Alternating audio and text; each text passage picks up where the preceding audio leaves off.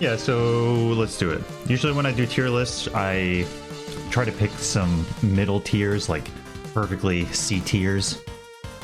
And then kind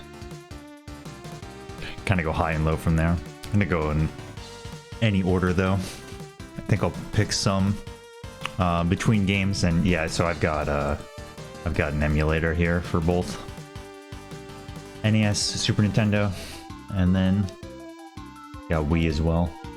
So I can just like check out. I'm not gonna check out like literally every weapon, but some of them I might pull up so that you can take a look, try to remember a bit. What's up with pot?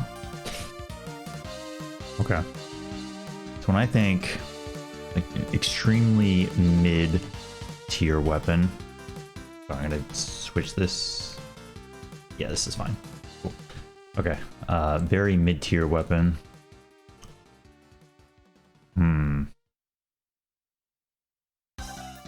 Well, actually, maybe before we get into it, all of this is really just like all factors of a weapon, right? Ammo, utility, how much damage it does, how good it is. If you're just hanging out in Mega Man, whatever game it is, and you have this weapon out, it's like, what's your damage potential, you know? What can you do?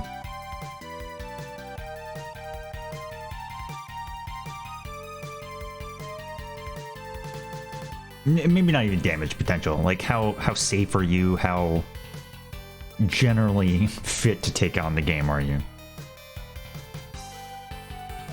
And I think lower tier weapons are going to be ones that, you know, if you're in like C or D tier, you may not be able to tackle every enemy in the game, but niche uses probably are more there.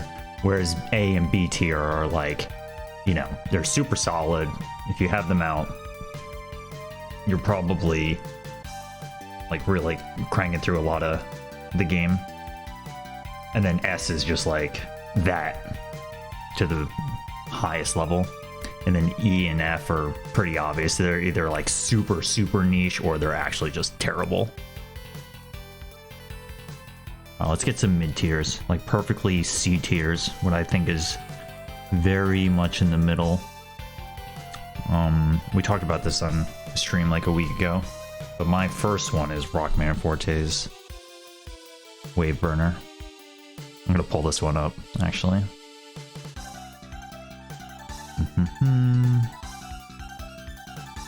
I don't really have a setup for Mega Man 11, but the rest of these I can show off if I need to. This one is like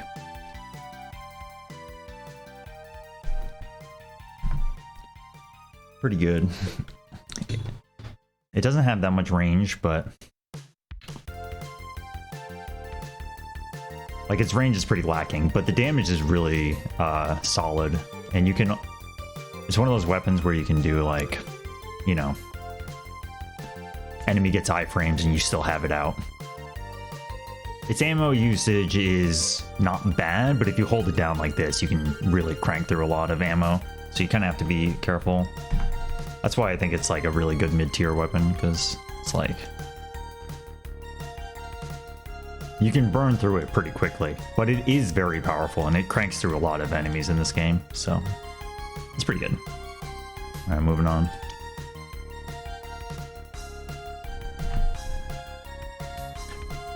Get a few more mid-tiers in there. If I show everyone off like that, it's going to take a million years, so we'll probably crank through a bunch. There's going to be some too where it's like I might do all the shields together or all of the freeze weapons or all that stuff, but for the most part, just kind of wherever comes up. Let's get some more mid-tiers. Some of these are probably going to be subject to change too as we go along. I think I do want to spend a little bit more time in the very beginning getting the mid-tiers right though, because that serves as the basis for the rest of them.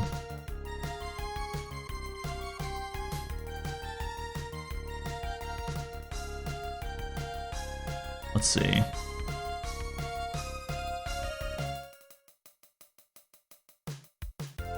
I think Concrete Shot is a mid-tier to me.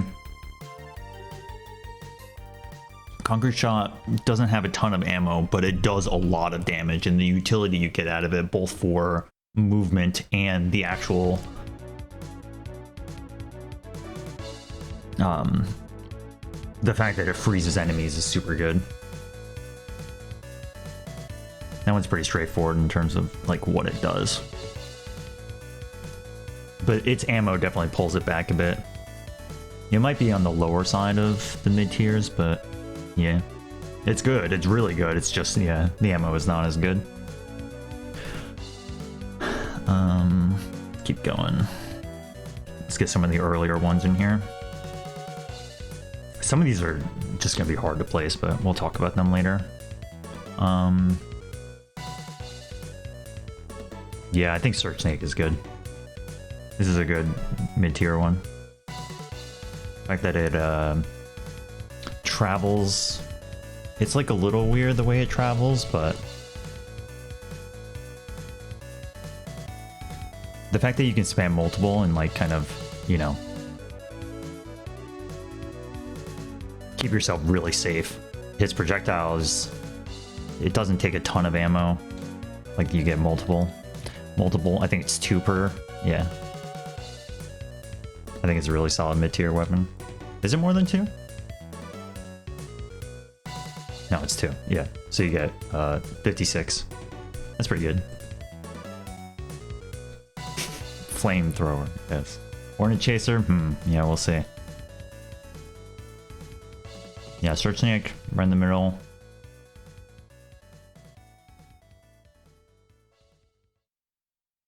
I'm considering Shadow Blade at the high point of this.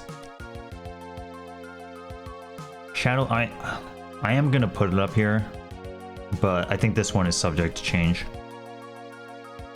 I think it would go higher.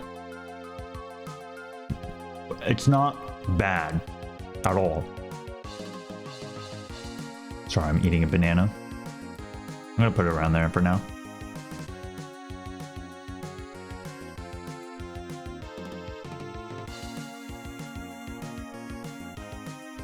Dust Crusher, I'm having a hard time. I'm gonna throw it here too. I'll have to think on that one a little bit. I do want to see this again though.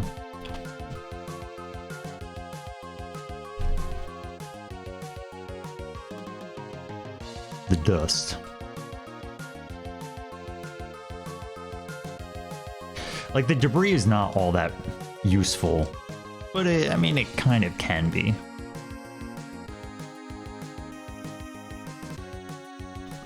But I think the speed is really good, and it's only 1 cost, and it's like a pretty solid weapon to just have out. I think it counts. The debris is like not really that helpful.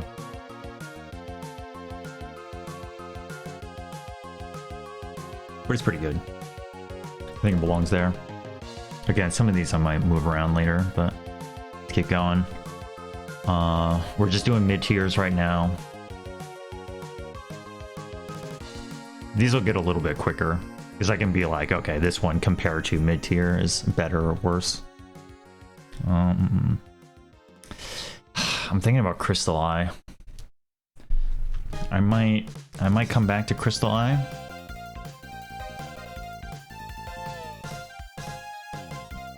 It's pretty strong. What holds back Crystal Eye? Crystal Eye, I mean, its ammo is fine. It's the same as, it's just 1 per.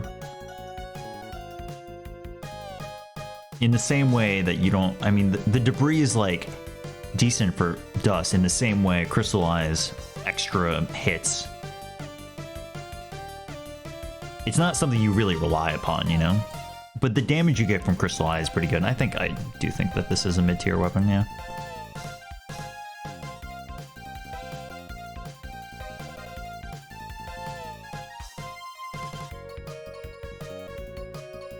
The debris is why, yeah, Papa,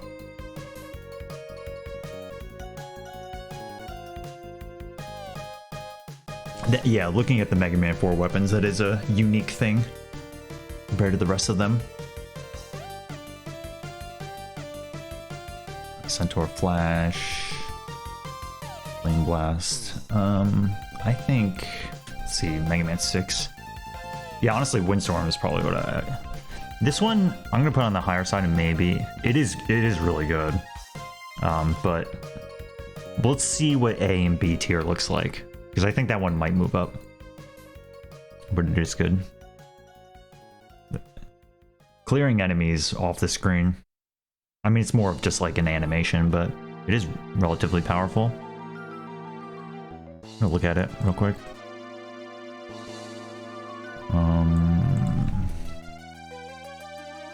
So it travels. How does it travel? Yeah. Well, not this enemy.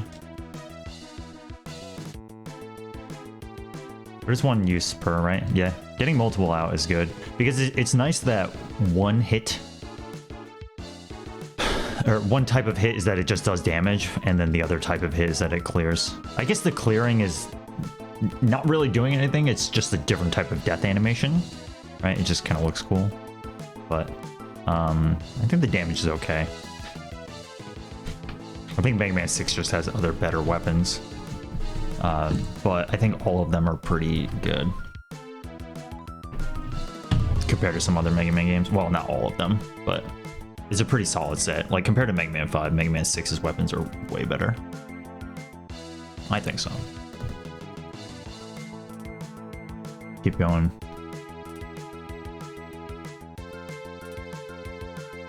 I think Yamato Spear is also in here. I think there are better Mega Man 6 options, but I'll think on this one a little bit. How many uses do you get out of this?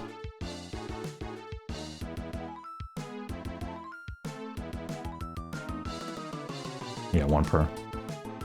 I wasn't totally sure on that, but yeah. I will think about that. Because, like, I'll just tell you now, I think Flame Blast is really good. So maybe those will change based on where I put Flame Blast. Night Crusher too.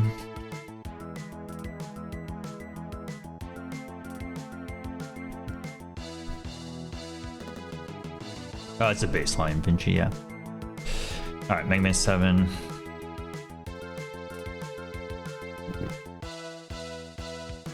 It's kind of hard. Some of these are really good or not really. I'm not sure any of these are really mid because I think some of them are higher or lower.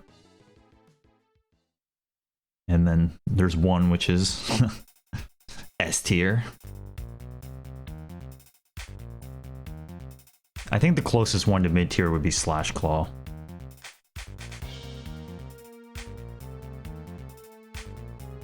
Danger Rap's a weird one because it is good, but it's super niche and you can end up wasting it so easily. I'll put Slash Claw here for now. Slash Claw is good, yeah, it is.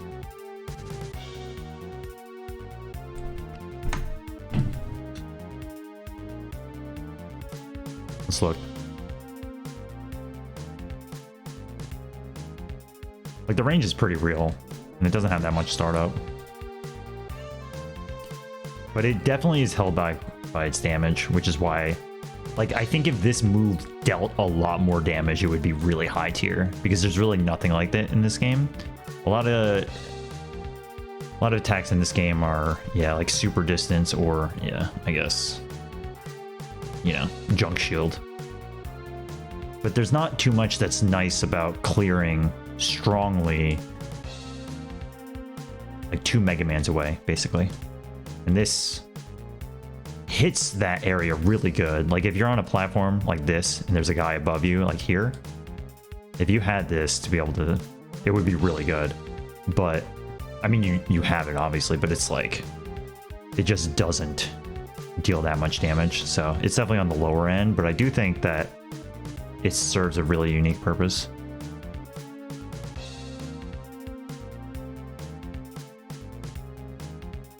Scorch Wheel. I don't know about Scorch Wheel. We'll come back to that one.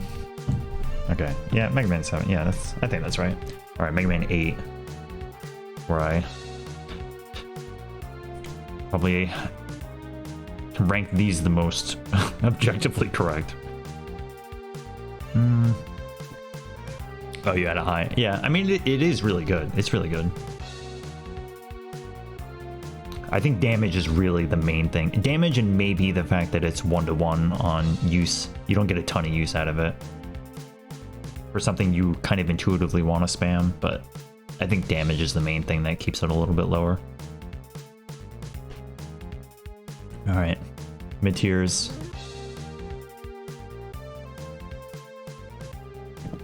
Maybe Flamesword as well.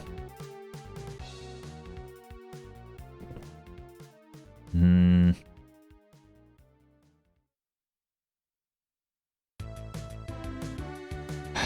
gonna put Water Balloon here.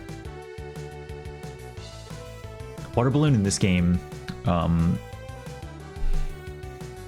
its main draw is that it has a ton of ammo.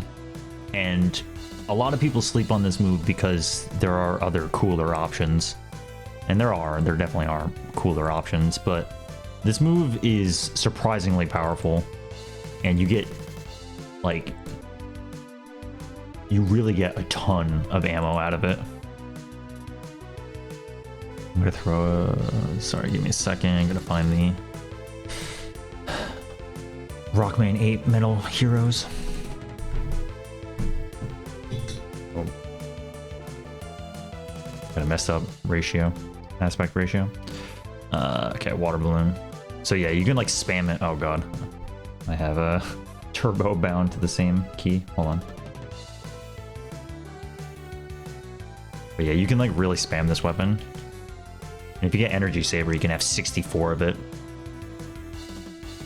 So in this game, you bind special weapon to a different weapon than Buster. So especially in the auto scroller section, if you really want big output, you can spam Buster and these together, the water balloons, and you just like dish out tons of damage. It's really good.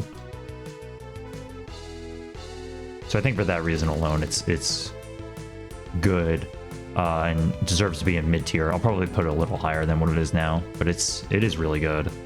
I think what draws it back is that arc is not particularly unique or helpful the way that it attacks like this, because your other weapons in this game are like Ice Wave, which clears against the ground, which would hit enemies on the ground below you. And yeah, I mean, Astro Crush really does make it hard for others to stand out if enemies are in a weird spot. And it's not really that common that enemies are like slightly below you, that this arc on the way down is helpful. And if you want to hit an enemy in front of you, usually Flash Bomb is like better. Auto Scroller is a kind of a rare case where the water balloon is a little bit better. Yeah, like Flamesword is good for right in front of you. Homing Sniper also hits enemies that are in weird spots, and it's generally just easier to use this, but yeah, I think it's still a mid-tier weapon. It is legitimately like strong against enemies. It usually, I think it's so regular Buster's 1, half charge is actually 2 in this game for most enemies, and full charge is 3, and I think Water Balloon is 2 damage. So yeah, I think Flamesword is probably going to get a little bit higher. I think I am also going to put it in mid tier, but yeah, I agree. The thing is, so yeah, let me just talk about Flamesword too, because Flamesword, as opposed to Slash Claw, Flamesword has a billion active frames. Like, it's active almost the entirety of when it's out. So I can hit a shield enemy and like, well, this isn't the best case. If it was the other way around where he was shield, yeah, I guess, yeah, that's it, right? Hold on. Like, as he turns, you can see, like, it's, yeah, hold on, sorry. I need to wait. So, like, I can throw it out here, and then as he turns, it's like active the whole time. It just means that the Flamesword's hitbox is continually hitting enemies as they either have armor or getting out of iframes. You see it a lot in the Searchman fight in the speedrun, where you can just throw out an early Flamesword and it'll just overlap with their iframes, mostly against Searchman. So it's, yeah, it's really good for that. And I think compared to Slash Claw, it's definitely better. But it's also, you know, short range, and it has fine ammo. It's nothing crazy. But yeah, I mean, there's not a ton of those close range weapons like that. But I think Flame Sword is pretty good. It's definitely a little better than Slash Claw. All right, Water Balloon. Yeah, I think Water Balloon is probably up here too. I'll worry about some of the semantics of the ordering of these. All right, moving on. Trying to wrap up our middle tiers. I'll definitely go faster on some of the later ones. All right, Mega Man 9. Back to Mega Man 9.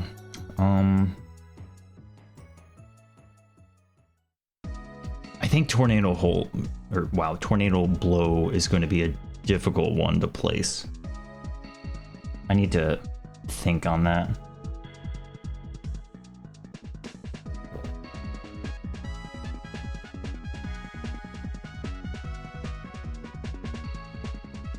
I'm going to do shield weapons later, but I'm putting Jewel Satellite here.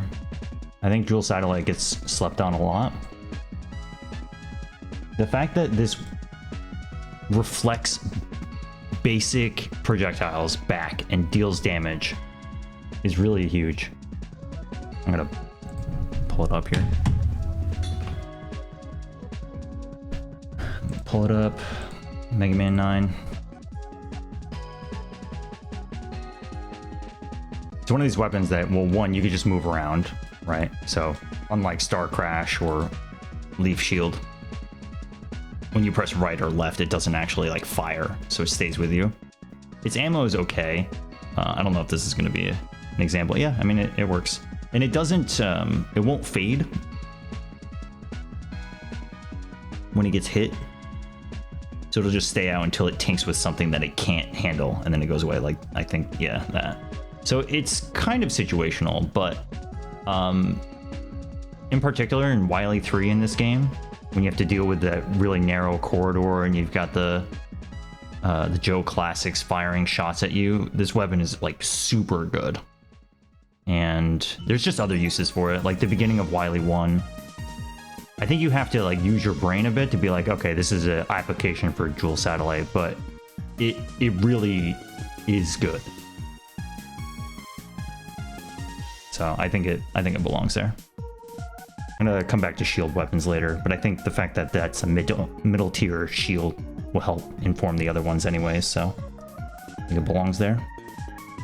Yeah, we're just doing C tiers, or just like middle tier. I might add some more, but this is what I'm trying to think of what the core is.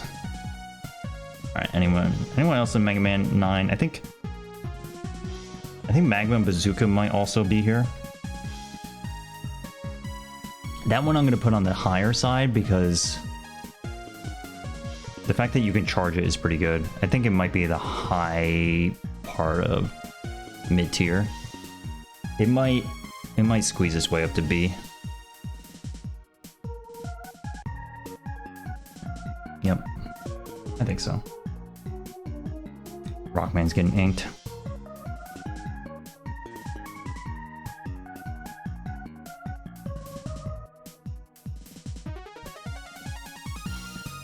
Let's see, Mega Man 9, anything else?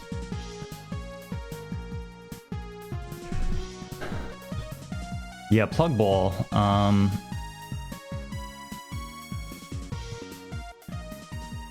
Plug Ball comes out very fast. I think...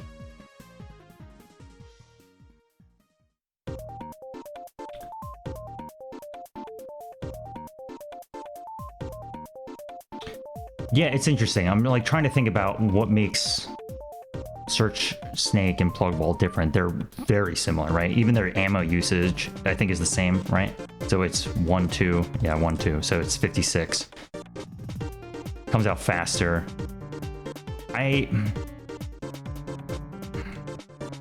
This is one of those things where I don't really have the... You would have to do a bit of research, but basically what I'm saying is like, I think think the geometry of Mega Man 3 fits Search Snake better than Mega Man 9's. And that's kind of like an empty claim, I'll admit.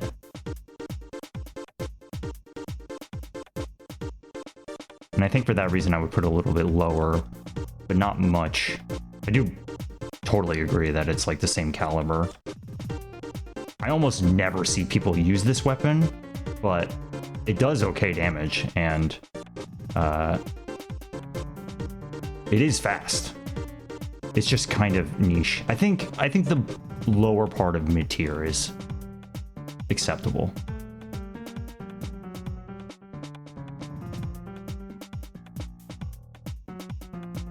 Yeah, that's a great point, Pot.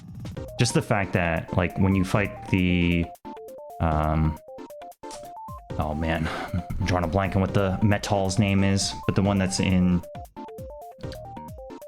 Doc Needle. That's really just that little arc there, or yeah, against the Wily Machine.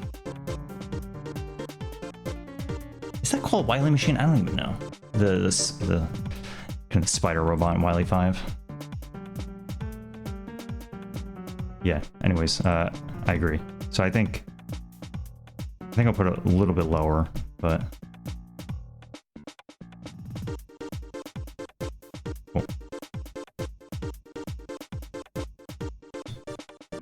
Yeah. Yeah, Magma Beach, yeah. Okay, let's keep going. Oh, where do I want to put Rebound Striker, man? I think this weapon is so cool, but it's like really impractical. We'll come back to that one.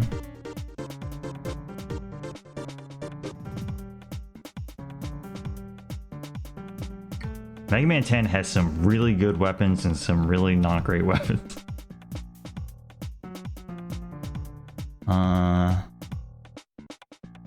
If I had to pick one out of Mega Man 10 to be mid-tier, probably would be Wheel Cutter on the lower side.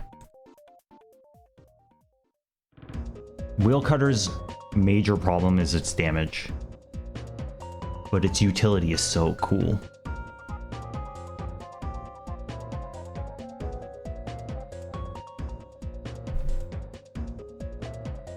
I'm booting up.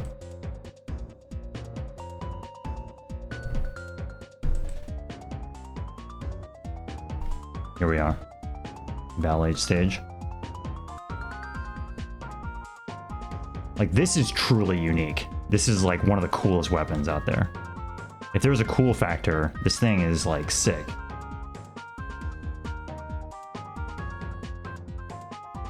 Oh god, I have L and R swapped. Like, the fact that you can do this and like get up here, and you can do such cool things with this weapon, utility wise. It is 28 ammo, just one use, one tick. And the way it travels is not bad either, right?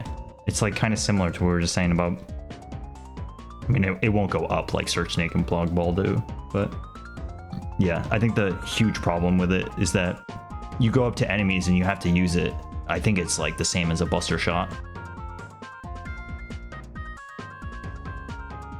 It's just kind of awkward to actually attack with this thing, but it is really cool. But again, we're not, this isn't a tier list of which weapons are cool. I mean, it kind of is, but I think its damage really holds it back. But the utility you get from it, and yeah, I mean, I guess that's really it. The utility you get from it is really what it's there for. Yeah. Like, there's really nothing in the series like this.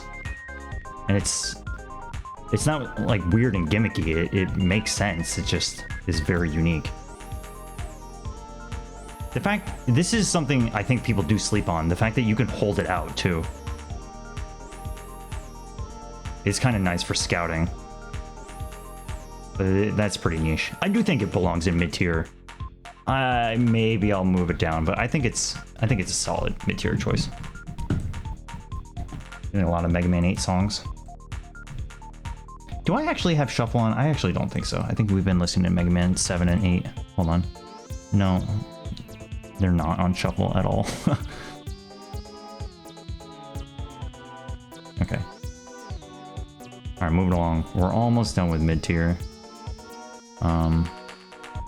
Okay, Mega Man 11 weapons. Which ones are mid-tier? I don't have Mega Man 11 set up to look at weapons, but I think for Mega Man 11, it's like, it's really hard not to judge the Power Gear versions because they are so useful in that game. Not even just speedrunning, just like, they're so good. And most of them have really good versions.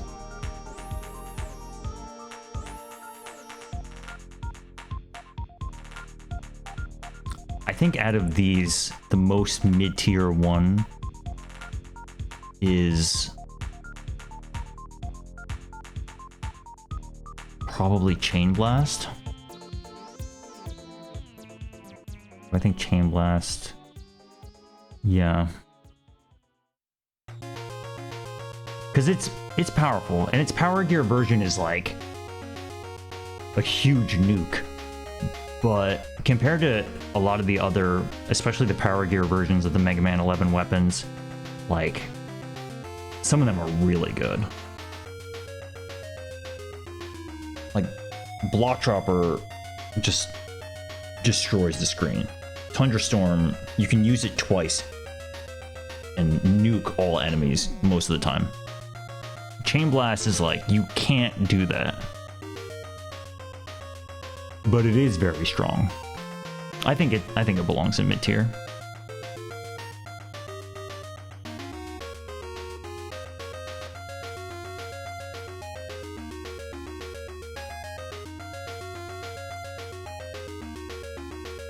I think I need to watch a video of Scramble Thunder. I kind of forget. Isn't it like Plug Ball that goes both ways? The rest of them I know. Yeah. Okay. And then Rockman Forte, we already did Wave Burner. Any others that are mid-tier? Maybe Spread Drill, yeah. I think Spread Drill is probably actually a little bit lower. Same with Tengu Blade. I think Wave Burner is a better... Okay. I think coming up with the mid-tier is actually one of the harder things, because this is what grounds the rest of the list.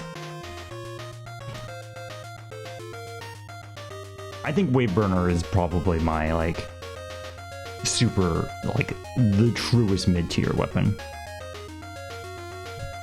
I think Search Snake is probably up there. I'll do a little bit of comparison of these. Do I think Shadow Blade's better than Search Snake? I don't know about that. This is where, like,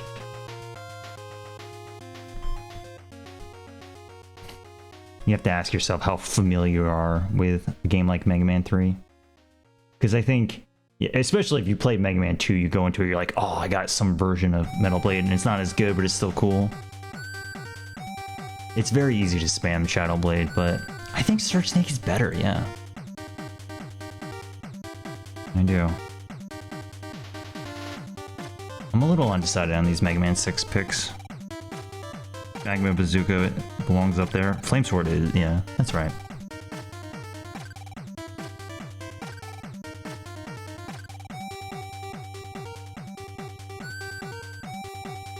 Chain Blast. I think I'm moving Jewel Satellite down a bit. Crystal Eye also, I think that's fine. Yeah, I think Slash Claw is probably the bottom of mid-tier.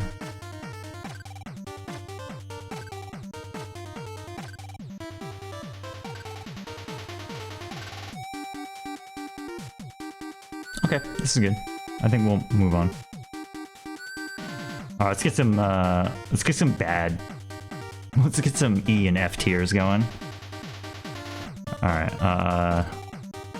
yeah, there's no saving Hyper Bomb. It might just... I don't think there's gonna be a ton of F tiers, but Hyper Bomb is really bad. It's impressive how bad this weapon is. Hold on. We have to pull up Mega Man 1 for this. Oh, actually, I don't have a Mega Man 1 save at Wily. Well, Mega Man 1, you can, if you play, there's really no contest. Like, it's just terrible. It has huge startup time, and it doesn't really hit anything. And I think Super Arm, I'll put it in E for now. The only reason it's not in F tier is that when you get to use it, it's great. You just never get to use it. But you like really never get to use it in this game.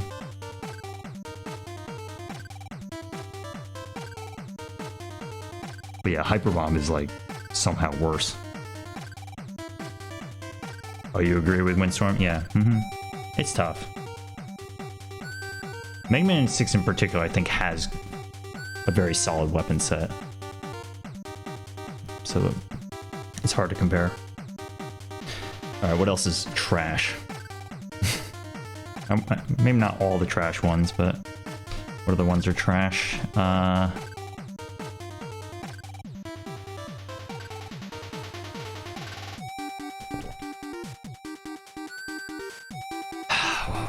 Yeah, Water Wave is pretty bad. Mega Man 5's weapons are not good, but Water Wave is pretty bad. Water Wave, let's pull it up.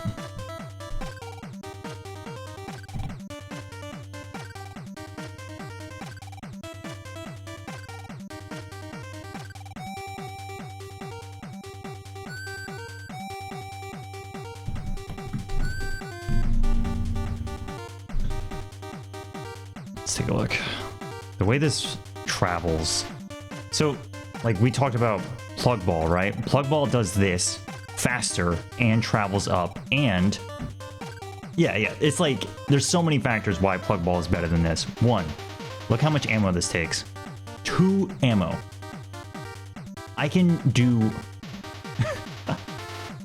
I can do 4 times the Plug Ball that this does, and Plug Ball goes up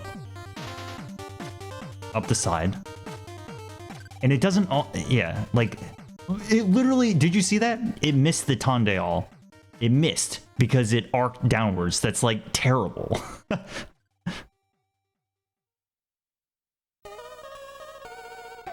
fact that it stops, like if you compare it to something like Search Snake and Plug Ball, which are already mid-tier, it uses so much ammo. You can't use it in the air. You have to be grounded. There's like no enemies that it's worth. Like Mega Man 5's weapons aren't the best, but when Buster is without a shadow of a doubt in like almost every scenario better than Water Wave, it's like you're destined for bad things. It just pisses you off, yeah.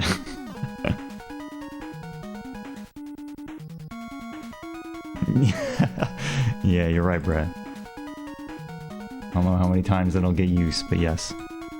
Okay, let's keep going. A few other trash ones. And we're gonna do some trash ones, and I'm gonna do what I think are obviously higher tier ones. And I think the distinction between A and B tiers is gonna be the hardest. And maybe the mid tiers and what is below mid tier, like D. Some of these are just gonna be hard to place, I think. Alright, what other trash ones we got? Ooh.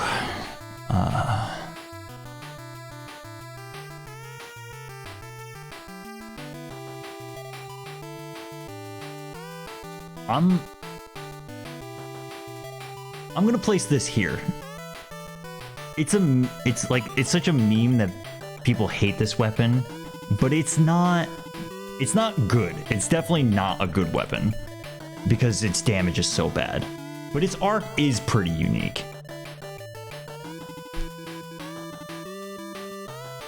Like you really have to sit here and think about how you would use this weapon effectively. But it's not trash. Like I would use this over Water Wave any day. I mean, it's a pretty common analysis that if this weapon had more power to it, and maybe if it pierced, it would be super cool and good. And its ammo usage isn't bad. It's, in my mind, leagues better than Water Wave, but it's still not good because the damage is so bad. But it's not literal F tier, which I think some people think.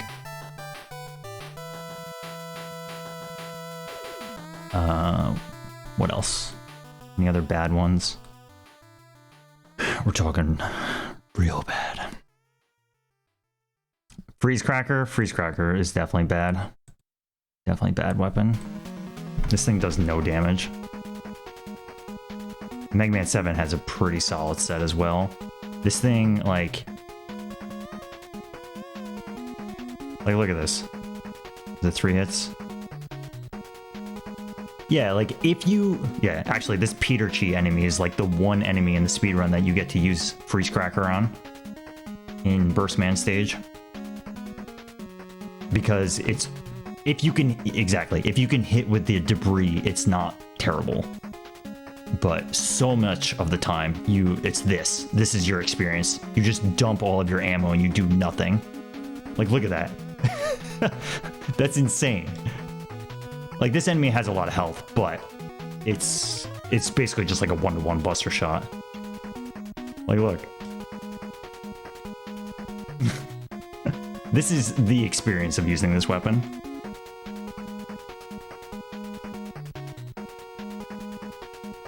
It just has super niche usage if you can do that. But like, okay, so I'm here and I'm like, okay, I want to hit an angle like this, right? Yeah, that's cool, but remember this weapon? Like, okay, well, this hits randomly, but the damage that you're getting out of this is better. And oh yeah, like you could just like tank enemies, and it's... What I'm saying is that Freeze Cracker's unique arc is not something that's... what am I trying to say? The arc that it gives is actually not all that unique. Because you can hit other things like above you with even charge Wild Coil, right? And Junk is an obvious one, but also this too. It's... I mean, that's a very strange weapon to bust out, but yeah, Freeze Cracker is not good. IMO. Like I'm missing some.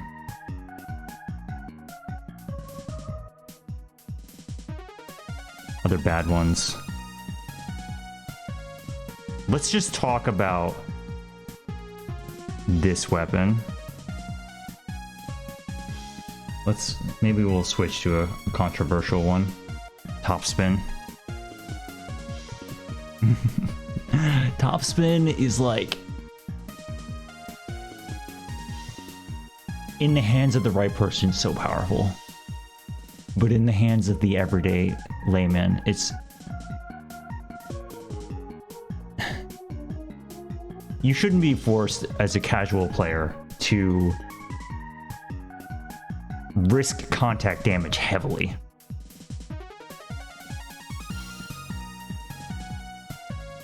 Because that's the whole point of like Mega Man and projectiles, is to, you know, space yourself, give time, shoot. And Topspin, even more than the other like Slash Claw and Flame Sword, I mean, you literally have to make contact.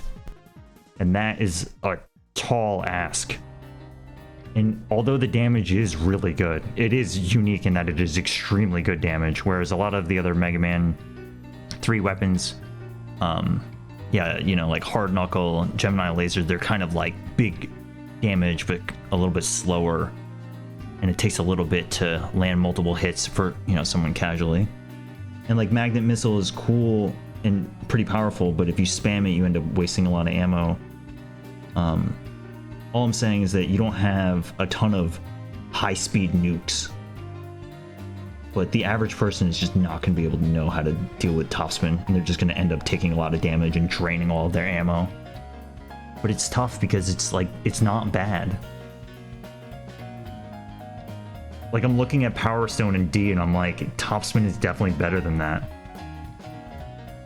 I think I'm going to put it at the top of D, but I could be convinced that it goes to mid tier. I don't think it belongs above that. That's just a tough one, because it can be super good. It's just often not. Alright, now we need some of the trash ones.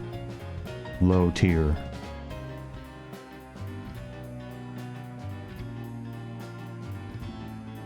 Yeah, Our lower tier.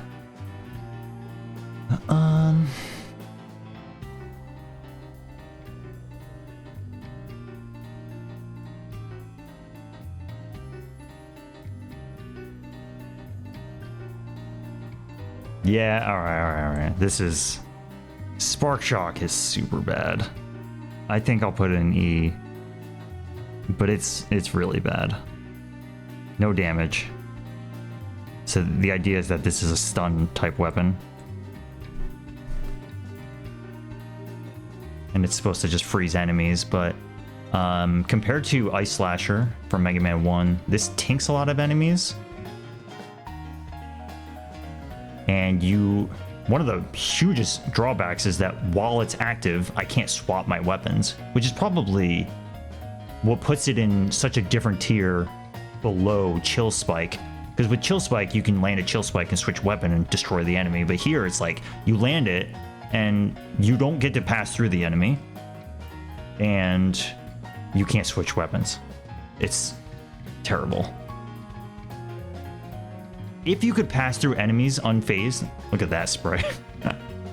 It would be okay. And it would have its niche usage, but you just don't get that.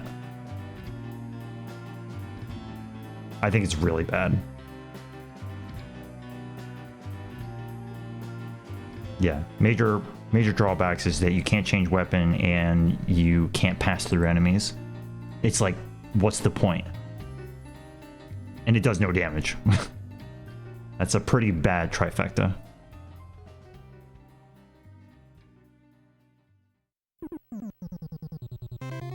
Bubble Lead is D tier, not E tier. Bubble Lead has some legitimate uses. There's some enemies in Mega Man 2, like the... Oh man, I'm drawing a blank on their name. The rabbit enemies that are in Woodman stage. If you have Bubble Lead, it's actually pretty good for them. It's tough in Mega Man 2 because so much gets outclassed by Metal Blade and Quick Boomerang and some of the other weapons. But like, it's not Water Wave bad.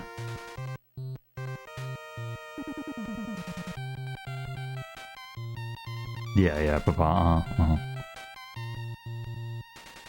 Okay. Keep going. Other bad ones.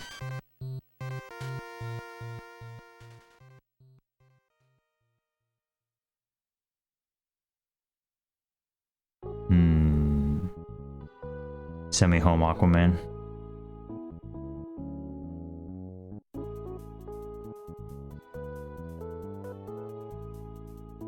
Magic Card is pretty bad. It's pretty bad.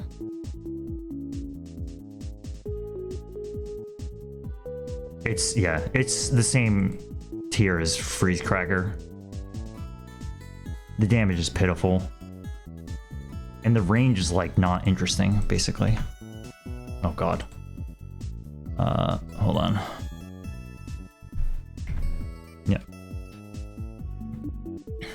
So Magic Card hits like this, and the idea is that it's like a boomerang, right? And you get decent usage out of it. You get 56 ammo instead of 28. And you can spam it a lot, but it'll kill enemies like Tellies, but yeah, this like boomerang style effect is cool, and it's unique to it. So maybe it's a little higher. There's just not many opportunities in the game that you really need that boomerang. Some of the king stages do have things that are out of place. And it works well as a boomerang for collecting items, but the damage is terrible. It's the same problem that Freeze Cracker has, where you just get up in the enemy's face and you spam it. But it's, you know, compared to Freeze Cracker, at least you get more ammo out of it and some other utility. So it's higher than it, but some of the other weapons in this game just deal so much more damage. Like this one. there's just no reason to use Magic Card. But yeah, so it's definitely higher than Freeze Cracker. But it's really bad. It might belong in D tier. I don't know. We'll see. We'll see as we go. But it's pretty bad. I think Copyvision is a D weapon. It's better than Magic Card, but it's also pretty bad. So Copyvision is nice because there's a lot of active shots, and yeah, I mean the whole idea is that you place something that's completely in a safe, or you can be in a safe spot while you get an attack off. But enemies tend to have a lot of health in this game, which is why weapons like Ice Wall are so good, and this doesn't really do that much damage. If you have the counter attacker set up and you're dealing +2 damage on every hit, it's pretty good, but that requires you to play risky to take, or to be at low health, which is counterintuitive to the point of this being a weapon that helps you play safe, right? So you're pretty not often relying upon this while trying to keep your health low. It's kind of like the two opposite ideals.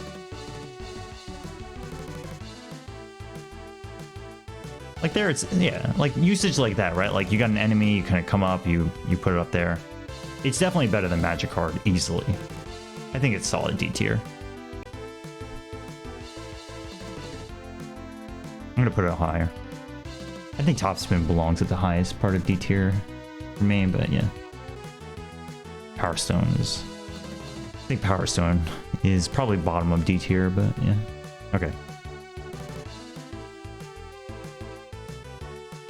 I'm throwing Commando Bomb low. Real low. This weapon sucks. I hate it.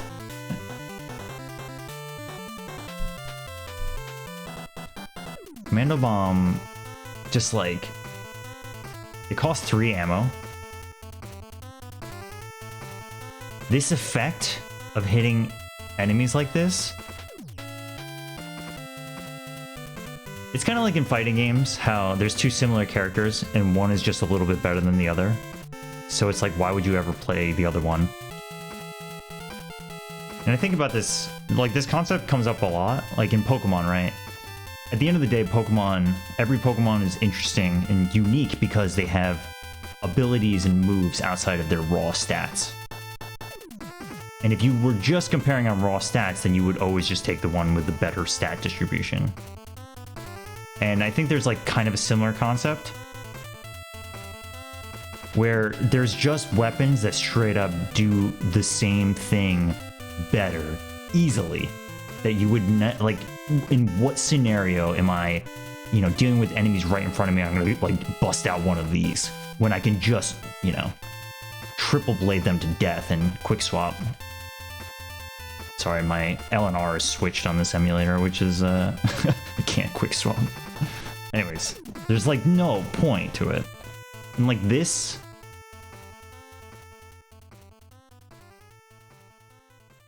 this is not a terrible utility move for, not utility, sorry. You know, distance clearing in a specific area. Because it does okay damage, but the fact that it costs 3 ammo too is like insane.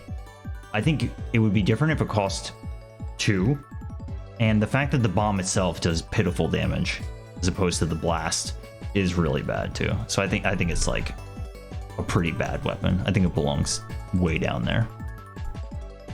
Yeah. Yeah, Brett, definitely. Yeah, not fun to use, totally. Alright, what else? Just doing some lower tier ones where I have to make difficult calls. Some obviously lower ones to me.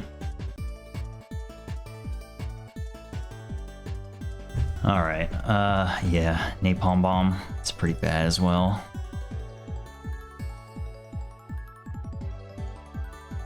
This one is just okay. Its ammo is not bad.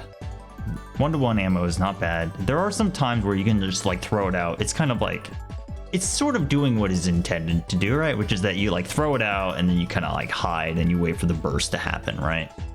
Like I can throw it over there and but it's like very unwieldy because it lasts for quite a while, right? So I like do this and I'm gonna miss maybe, yeah, like that's way too far, right? If it blew up like a second later or two, like how long is this? 1, 2, like 2, like I don't know, 120, 150 frames, right? If it was like, you know, you threw it and you got 60 frames, or if there was a way, I mean, that would be kind of hard to make it like remote mine and it detonated, that'd be awesome. But like this aim factor that comes with it is not good.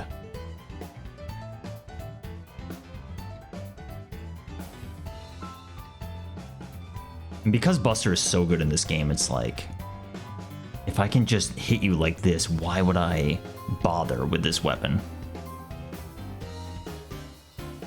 But the ammo is okay. It's just not really like usable, right? Like if I can't even hit this Tondale without taking damage, it's like crazy, right? And it doesn't go up. Can I even hit you? No. Like, think about that. That's a very specific scenario for which something is at the edge of the screen that I would be able to use the weapon and get to a safe spot. That's exactly right, right? One more time. So I'm here.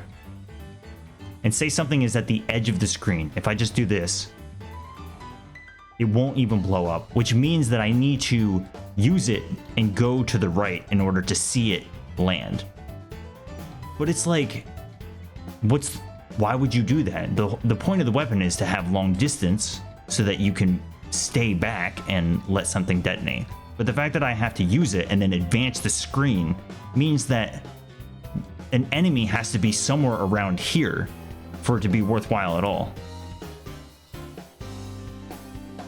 If you're trying to play safe, right? If you're trying to back off and like, you know, hit something far away.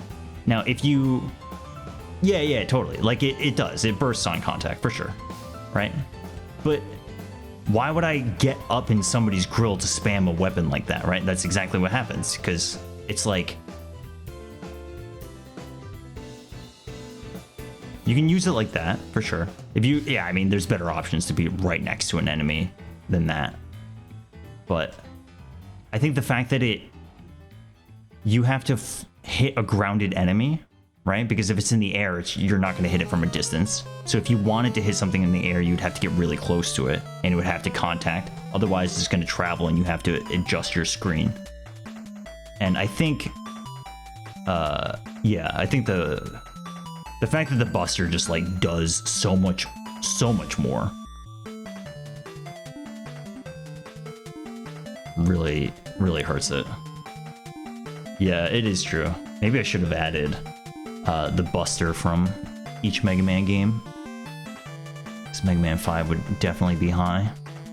I'm gonna keep it pretty low. It's definitely better than Power Stone, for sure. It's probably like middle for now, but yeah. All I'm saying in a nutshell is that it seems the way that the weapon plays out and how long it takes to detonate naturally is kind of counterintuitive to the way that you would want to use it.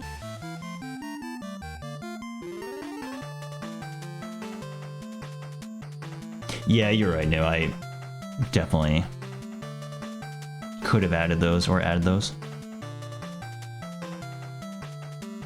That's a good point. Probably should throw, like, I was just thinking Robot Masters, but yeah, like beat weapons. Super adapter, that kind of stuff. Yeah. Anything else that's bad. bad.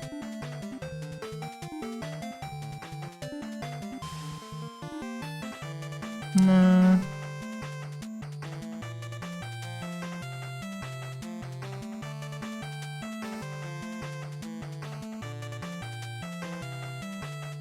Maybe this one.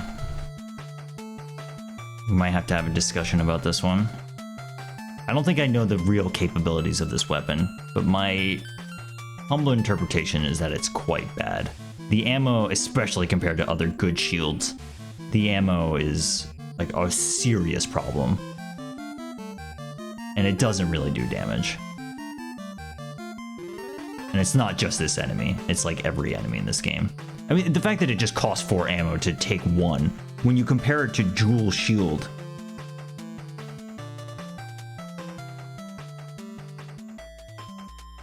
its usage as a shield, like in the same way that Jewel Satellite is a fantastic shield, but maybe doesn't really help you on the damage front.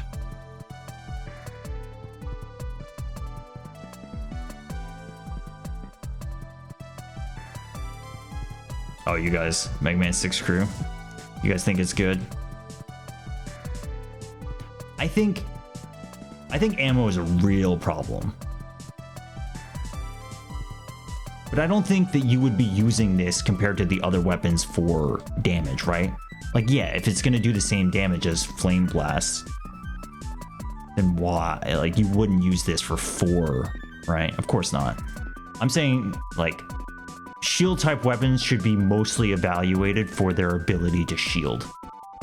And compared to something like Jewel Shield, that you use it, or Jewel Satellite, you use it once and you get, until it breaks on contact,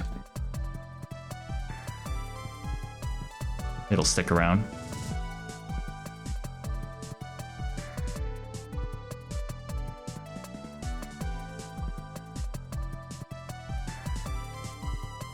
Yeah, I mean, even still, I'm having a little difficulty seeing how the average player, and even, you know, somebody who's like kind of familiar with the game too, would rely upon it for its damage output.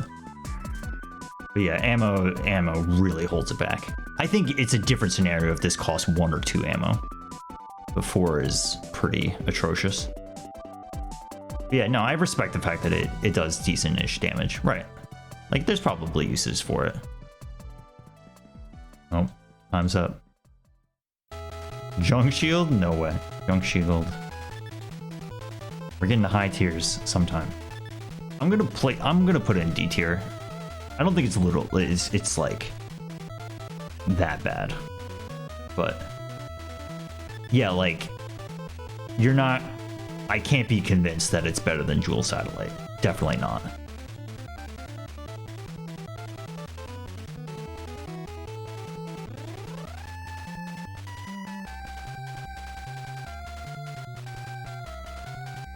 All right, while we're on shields, what else?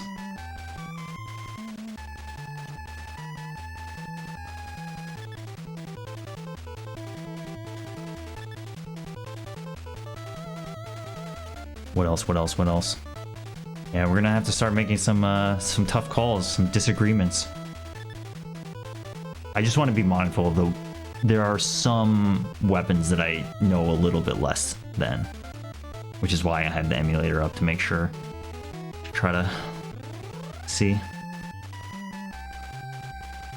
I mean, while we're down here, I admittedly don't know a ton about this shield either.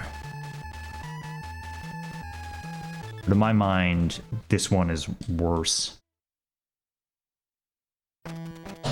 It's, well, I don't know. I actually kind of don't remember how this handles projectiles. Its ammo is good. Very good.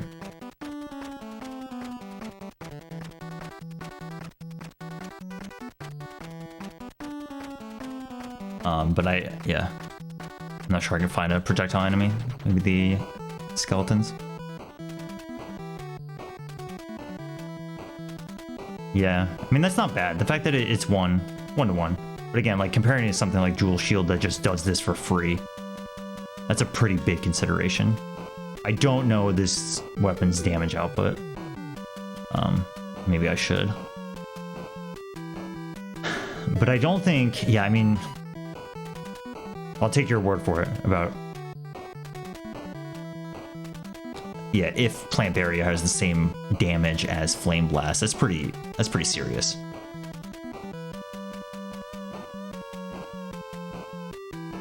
How many Buster Shots is this? I mean, not every enemy is the same. Yeah. I mean, that's not bad, right? Like, that was 2 uses of this. I think I might need to consult Chelney. This one I'm like a little torn on. But again, like,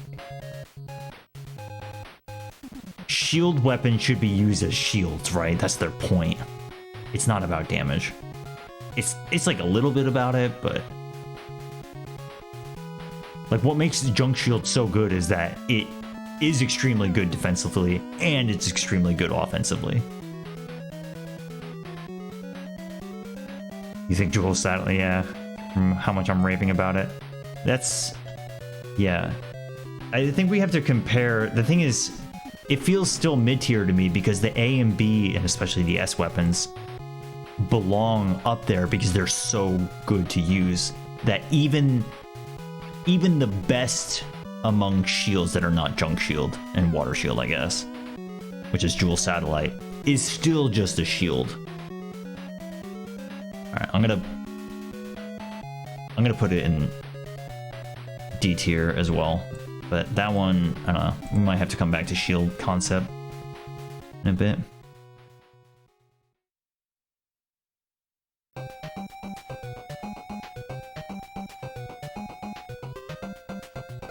I might put Star Crash in mid tier.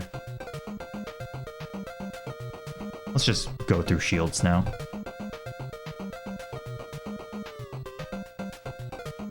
There are some parts of this game where being able to rely upon a shield is like really helpful, especially in Crystal Man stage.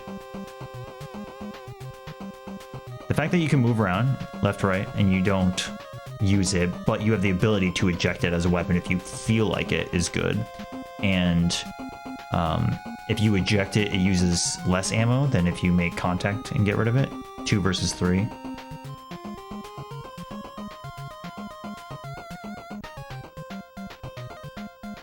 Yeah, unlike Jewel Satellite, you know, same problem as the others, is that you have to re-up it every time. But this game in particular, yeah, like especially the Tondale enemy, the one right here. But there's others too, like the lyrics that come at you. Actually, I don't know if lyrics break to this, or I think they only have 1 health. There are just some uses where I think in this game there's a lot of bullets that come at you at weird angles compared to some other games. I know that's a very open-ended statement, but yeah, if you think about like Crystal Man stage and Gyro Man stage, there are, I think for a casual player, if you had this out for a little bit, you can definitely get quite a bit of utility out of it. I think it's good. I think it belongs in mid-tier. Yeah. I'll put it. Yeah, I mean, I think next to Crystal Eye is fine. Yeah, I think you guys might be convincing me that Jewel Satellite might be above pure mid-tier. So I'm saying that Wave Burner is like the most middle. It's the grounding of it all. Yeah, yeah. I'm trying to make this mine, but I am like my tier list, you know? But I'm definitely open to some provoking. It is true. I've been talking a lot of good things about Jewel Satellite, especially compared to the other shields. Alright, well, let's just do shields while we're at it. Leaf Shield is horrible. Yeah. Like, nothing is saving this one.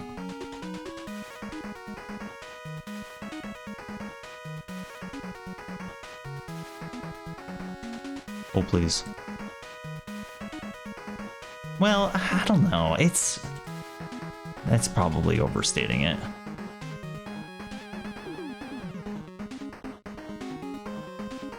Okay, so Leaf Shield's major problem is that when you press left or right, you get rid of it, right? So you're like stuck here, right? But yeah, that right there is actually, maybe I should soften my words, I think, because against these kind of enemies, when you're climbing Clashman's tower, when you're in Wily 2, and you're using it like this, or you're in Metal Man dealing with the mole enemies, the drills, especially in Mega Man 2, where you get all these drops. I mean, this is Rockman 2, and this is still happening. But the fact that you press left or right and you get rid of it is, like, extremely bad. Which is why, yeah, if you're... Or up and down, yeah. It's just you have to use it as a weapon, right? And there are just, like, straight up better weapons. It's not a shield type shield. It's like a super weird in-between kind of shield. I actually really don't know much about its ability to... Does it even, like, take projectile hits? Because, like, against the peepees here, like, yeah. That's right. I said their name, peepee. I'm gonna check the Joe Classic, or Sniper Joe. What about these enemies?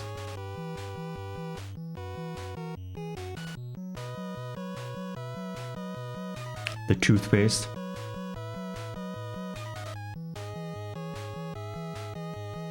I would expect this to be killed, yeah. But I don't know about, like, actual projectile shots.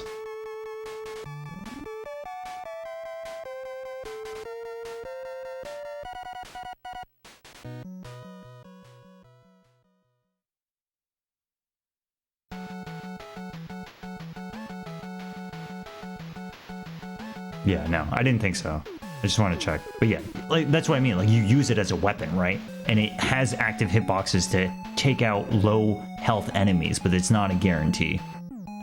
Whereas other weapons at least are shielding you. This is not a shield, right? It's a weird weapon. Yeah, that confirms it. I think it has some uses, but it's just, like, not a shield. So it's almost like you can't even think of it as a shield. It's just kind of a weird weapon. I don't think it's... I think it's... I mean, compared to Plant Barrier, it's probably... Let's just say that there's probably going to be some more that go between these two. Yeah. Yeah, that's what I'm saying. Like, I'm trying to abstract it from just being a weapon, right? Or, sorry, from being a shield to being a weapon. And, yeah, we're saying this before, but, like, Mega Man 2 in particular has, you know, this classic weapon. And something like, you know, like, Leaf Shield is hitting like this, which has, admittedly, a higher range than this, but, like, I can spam these so easily, right? And you have to think about the other weapons doing similar things in the same game, and how much better the other ones are. I don't think Leaf Shield as a weapon is, like, dog shit tier. Excuse my language. But it's not good, and it's functionally useless as a shield, which is intuitively what the game wants you to think. Because Woodman himself gets to use it as a shield, and his version of it is really good for him. The song is really good. Impact Man. Okay, what else? Acid Barrier. That's a tough one. I can't help but feel like you just take a ton of damage while trying to use this as a shield.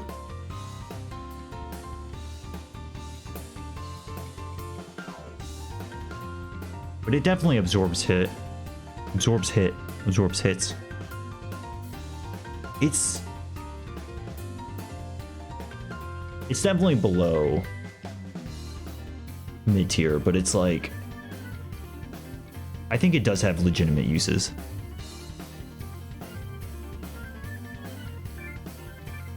I'm gonna pull up, actually.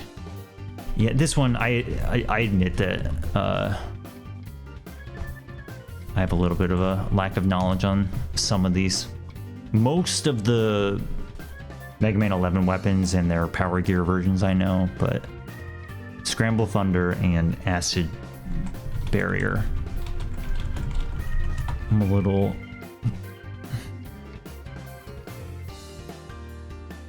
hazy on.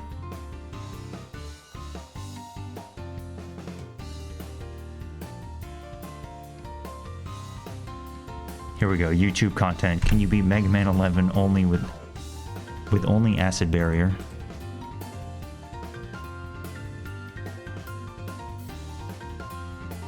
Oh, here we go. We got webcam game feed. Hell yes.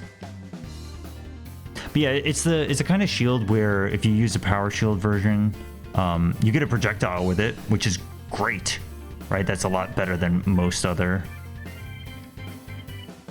It's a unique thing to it, right? Because while you have the shield out, you can actually do stuff with it, which is cool.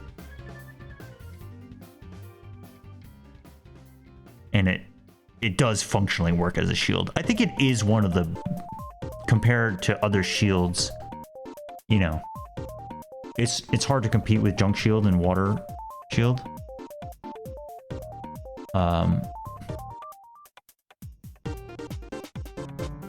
But I think it's a cool weapon because you can use it as a shield and then you still get the ability to attack, rather than, you know, Skull Barrier where you're just waiting there and hoping you don't take too much damage. Yeah, I think it's one of the better shields, but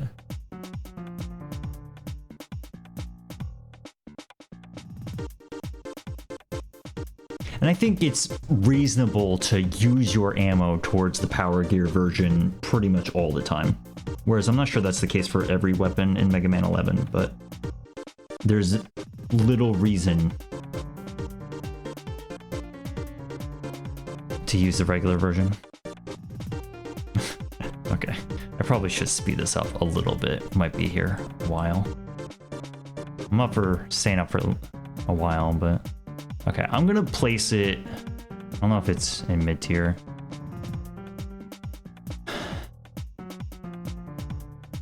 That's tough, man. I think I might be agreeing with you, because like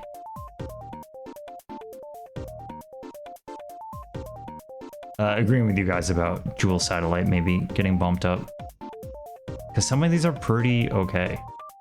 This, like, compared to Star Crash, this is in my mind a much better weapon.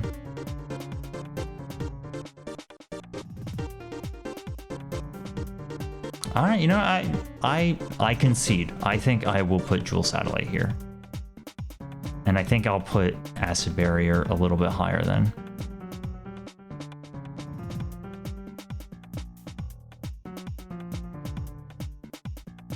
I don't know, man.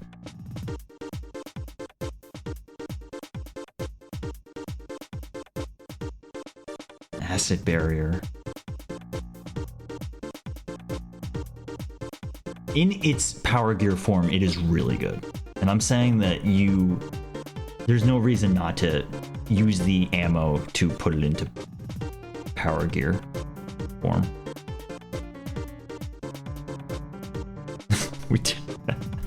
We got a B tier. All right, I'll leave that for now. That's fine. I think once I start filling out A and B, some of these may, you know, some of these may settle. Okay, let's maybe go a little faster. I think some of these are just like really hard calls. All right, let's just do it. Let's crank out the rest of the shields. Where's Water Shield? Easy A tier, and Junk Shield is our first S tier. There's no question about these two and how good they are. No question. Water Shield. Water Shield is just kind of ridiculous.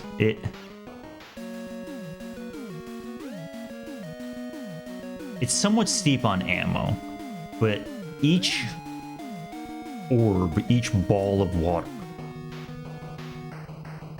has its own tracking on damage and does a lot of damage, both incoming and outgoing, and it does legitimately shield you from attacks. And against the right enemies, if you walk up to them and water shield, like every ball does damage, and it's pretty easy to get one going again. And you get this attack too, which is sick. It's super, super good.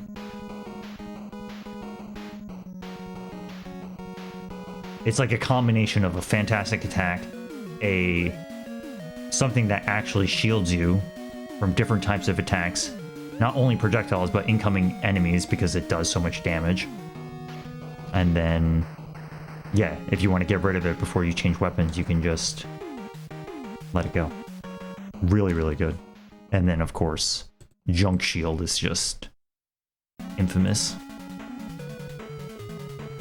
Man, this song, I love it.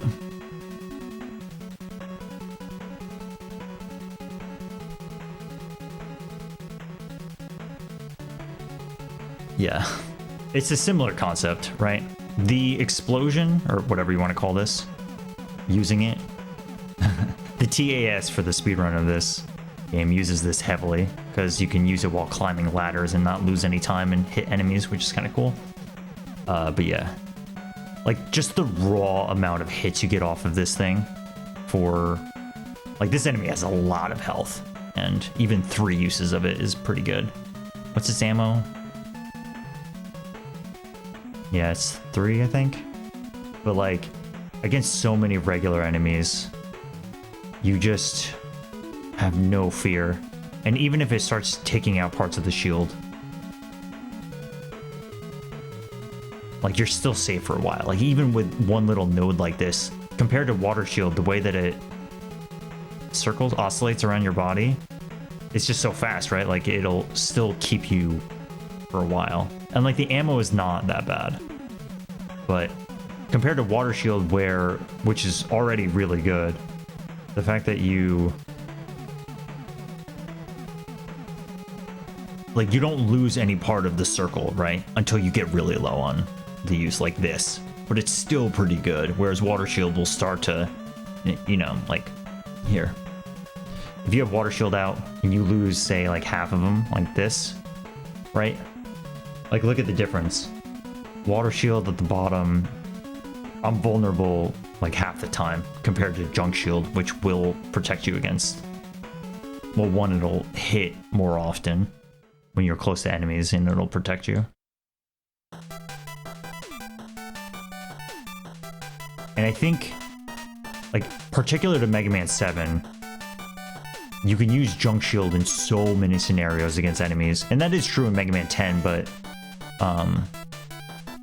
I think the size of Mega Man plays into how good the shield is, because Mega Man is big in this game, which is a pretty common complaint among people who play Mega Man 7, which is that, oh, Mega Man's so huge, I feel like I can't control, and I can just get hit all the time, which is what makes Junk Shield so great, because in a game where you're big, you get an even bigger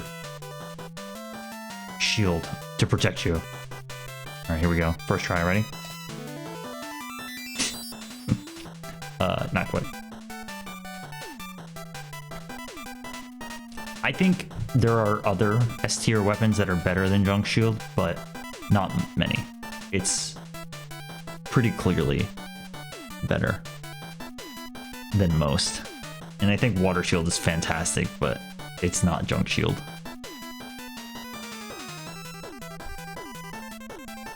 Okay, is there any other shields? I think that's it.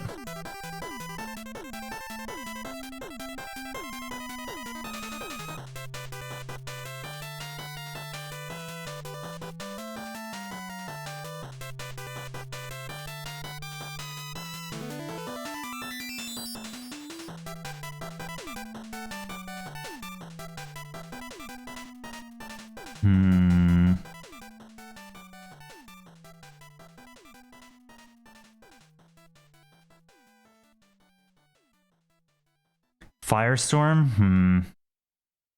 Yeah. I'm just checking for any others. That's, I wouldn't have thought as a shield. But, yes. In the same way that Leaf Shield doesn't really protect you against incoming projectiles, it's the same thing. But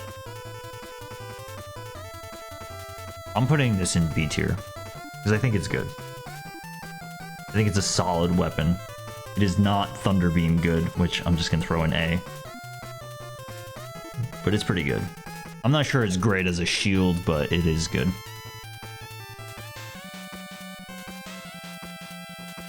The fact that you can be close to an enemy for Firestorm and get usage out of it being, you know, like semi-contact with Rockman, but then also you get the utility of the actual projectile is really good.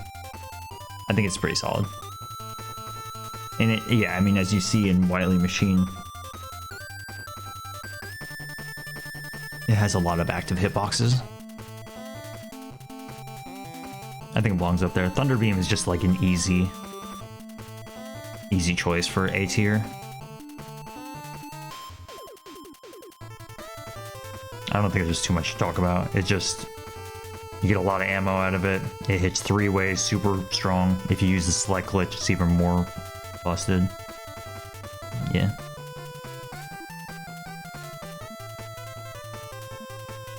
You know, another mid tier that I think I overlooked is this weapon, Air Shooter. I think this is one of those misunderstood weapons. I think it's around here.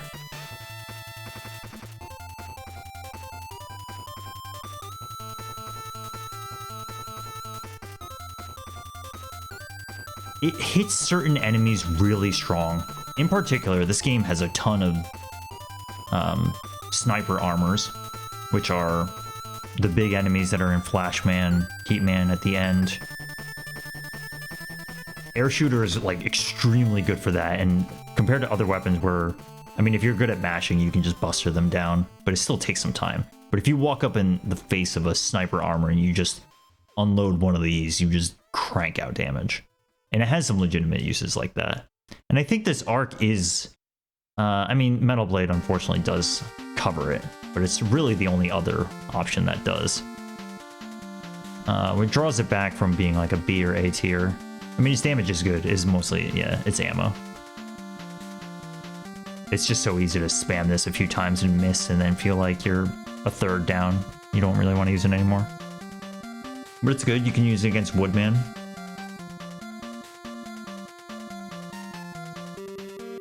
Yeah, I think so. I think it belongs there. Lower part of mid tier. Let's do some A tiers. Some like good weapons.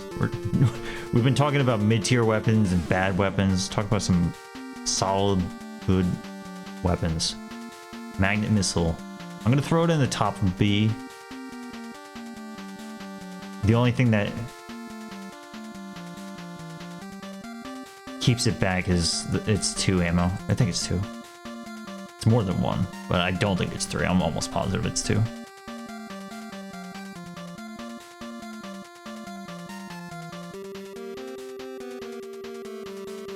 Yeah.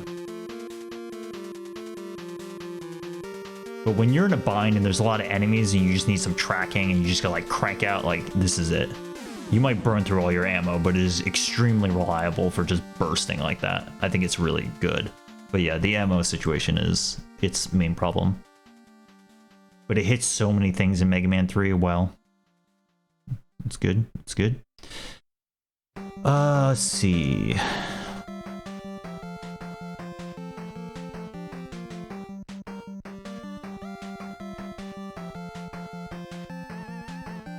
Quick Boomerangs, probably in B tier. Yeah. Maybe convinced to be A.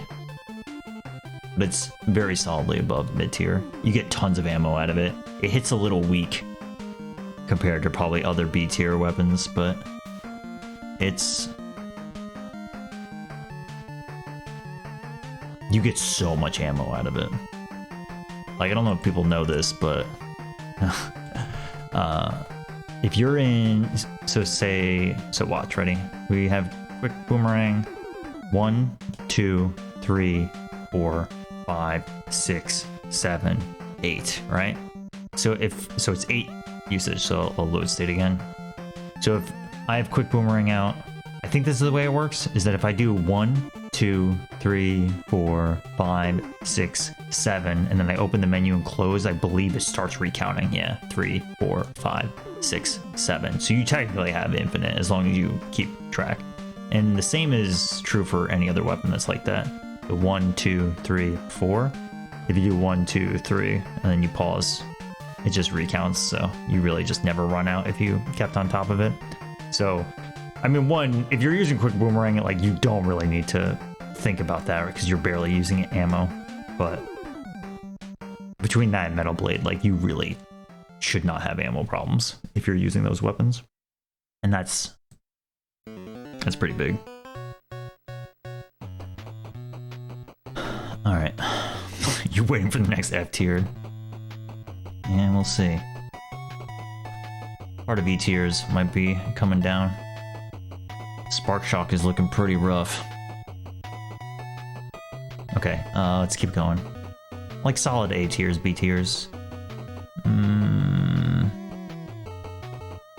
gonna put Gemini Laser probably at the bottom of B tier.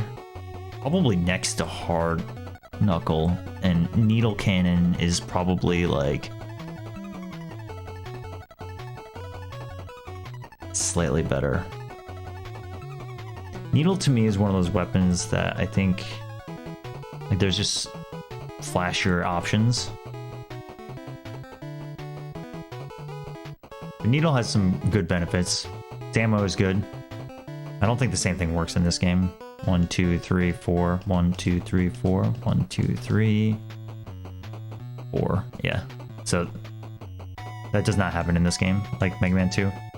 But the ability, especially for somebody who doesn't really mash, to just hold down the button is really good. So it's kind of cool if you, like, you know, you just kind of get in an enemy's face and you hold down the button. You can burn through quite a bit of ammo this way, but I think in a bind for a casual player, that's pretty helpful.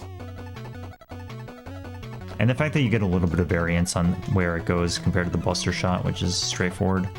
Like, it's projectile, it's pretty big. But yeah, it is really nice to be able to jump and just hold a button and get a few hits out in. Because it means that you have to spend a little bit less time aiming. I think that's pretty good. But I have to think about how I'm comparing this to other... I'm saying that Needle, Magnet, and even Gemini and Hard are better than Top, Snake, and Shadow.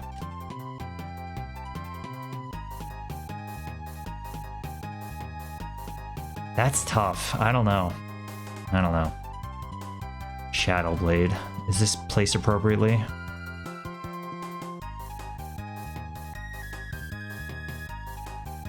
This is a very nice to use weapon. It is, but... And its ammo is good. It's 56.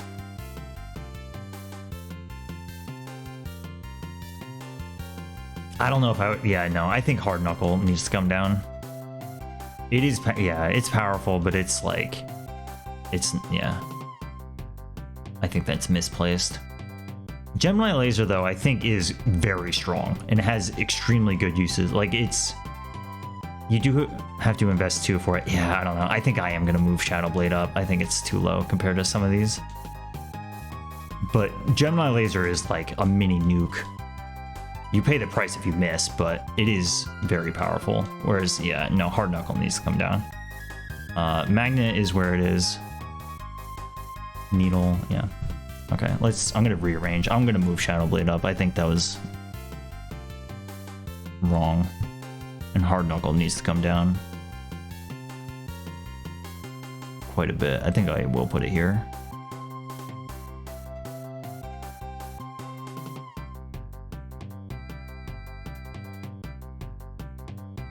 I think Gemini and Shadow being next to each other is right. I don't know about Needle Cannon, though. I might move this to a mid-tier weapon. I think Magnet is solidly better than Gemini and Shadow, for sure, but... Alright, let me see what you guys said. Shadow's your favorite weapon? Yeah. It is cool. It's like...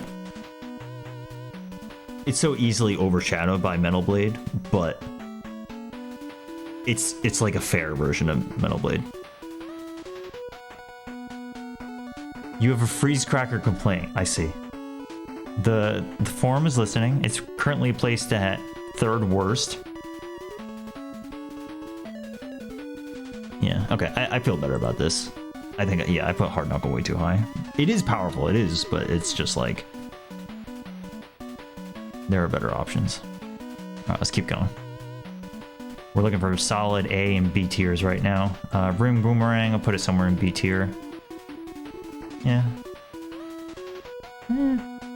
Yeah. That weapon's cool.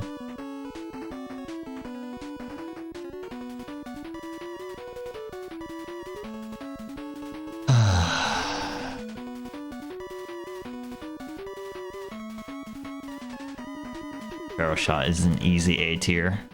Easy. This weapon is fantastic. Good ammo usage. The fact that you can carry... You can have it hit, right? Speedrun does this all the time. Please hit me. Slinkies! Yes. It can keep it, and then if it were to disappear in certain situations, you kind of have this like semi-glitch state where you can still throw it even though it's not above you. And it's like really powerful. You have the option to use small hits or charge it.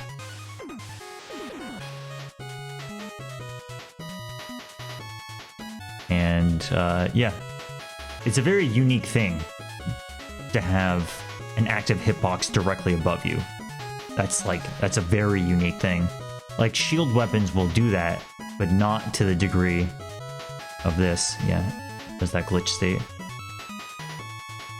It's not really a glitch, it's just kind of weird. But like the overhead Pharaoh here is huge compared to other overhead options, so it's big. You just... There's not many Freeze Cracker fans out there, and I'm glad there's one. You don't think... Yeah, S tier. It's a consideration. I think it's like... I just threw it in A tier, but... yeah, it's up here with these. Yeah, it's probably better than... I don't know. I think we'll have to revisit S and A tier placement, but... It's super good. Alright, let's just get out of the way. Alright, Metal Blade. Where does Metal Blade belong? Here, I was thinking about this one the most. Well, maybe not the most, but among the most. Metal Blade... So here's the thing. Every casual person says that Metal Blade is like the best weapon ever. And then all like, especially in the speedrunning side of things, people are like, Metal Blade is not that good. And I think I'm on the, okay, we need to take a step back. This weapon is still really good. You have to think, like, you can't place it below A tier. Like, you can't. It is very good. The weapon... So I talked about this at the very beginning. Part of ranking the weapons in this series is about how good is Mega Man while this weapon is active. And especially in Mega Man 2, this weapon is effective on so many enemies. There's very few enemies that it's not effective on. The sniper armors that I was talking about before is one of them. But so many enemies in this game are just susceptible to this. This is Rockman 2, by the way, not Mega Man 2. You just, like, trounce through the game, right? Like, everybody knows this. I just don't think it can be understated how... If you have this out, you're probably just, like, crushing enemies for a while. And that's a pretty serious factor. There are cooler weapons throughout the series, because it's pretty boring, right? You just sort of throw a blade in a direction and win. But I don't think you can deny how good it is.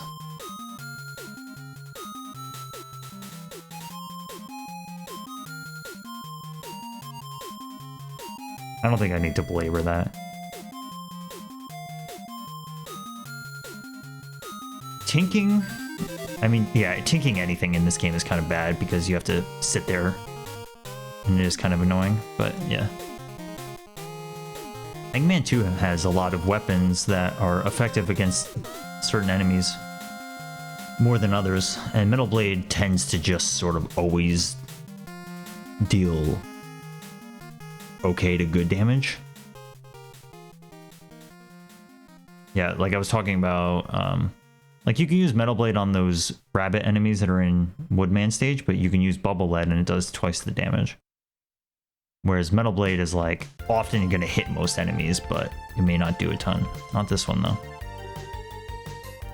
But because you can spam it, and I mean some enemies it does do a ton, but yeah. Alright, whatever. We can move. Right now we're in... Yeah, so Ivan, I started by grounding it all in C tier, just the middle, and then we did some of D tiers, and right now I'm picking out A and B tiers for the most part. Okay, keep going. Flame Blast, super good, super good. Very, very good. I think, yeah, somewhere around here is right. This is just like one of the best weapons that I think most people sleep on. It's...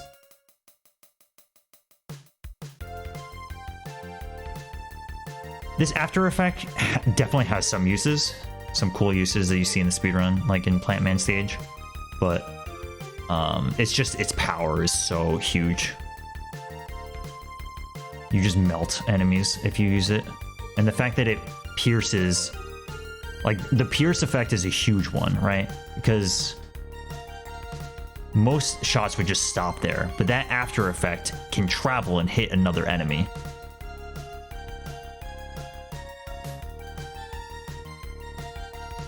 One-to-one ammo, 28 ammo.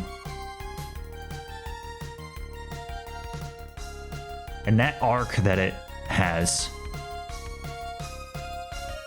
is pretty unique. I mean, there's others, like Night Crusher's also like this too, that you can hit below, but that's more committal, where you can throw out a bunch of these.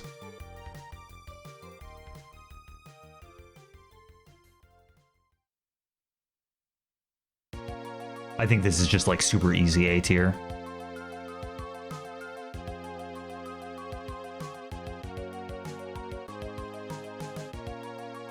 The fact that it's not super long range compared to some of the other weapons, like even like Night Crusher, you get quite a bit of distance off of it.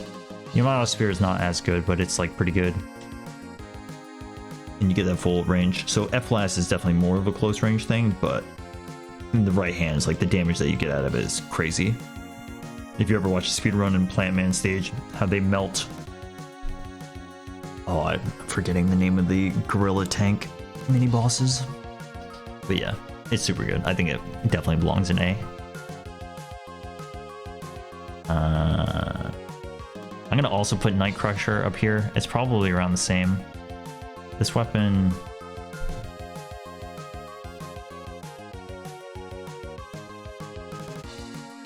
The fact that it's only one ammo for, in the same way it kind of has this like pierce effect, like that right there is a legitimate use of just circling around and hitting a shielded enemy from behind. Mega Man 6 has a decent amount of shielded enemies. I think it's super solid. You get multi-direction out of it.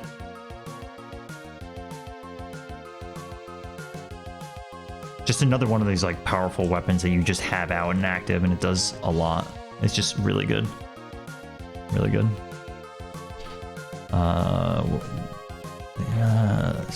Where would I put Silver Tomahawk?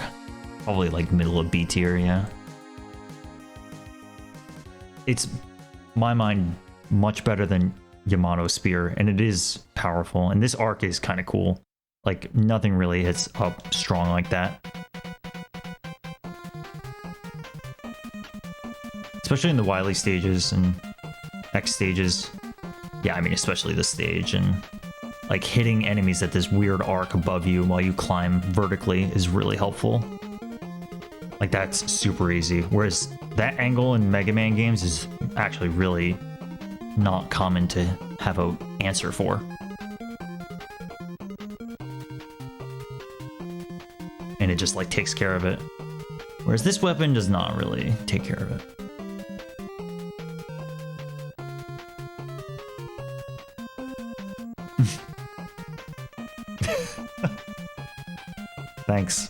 Thanks, Blizzard Attack. Okay. Yeah, okay, yeah, definitely. 3 back-to-back, nice spot. I'm glad I didn't totally let you down. I'm sure, I don't know, maybe Fast is not going to talk to me for a while after putting Topspin down here. Okay, other A tier weapons. Oh, Noise Crush, easy A. Probably on the lower side, but yeah, easy A. Noise Crush is super good. This weapon's power, I mean, it's pretty good when you don't use it with the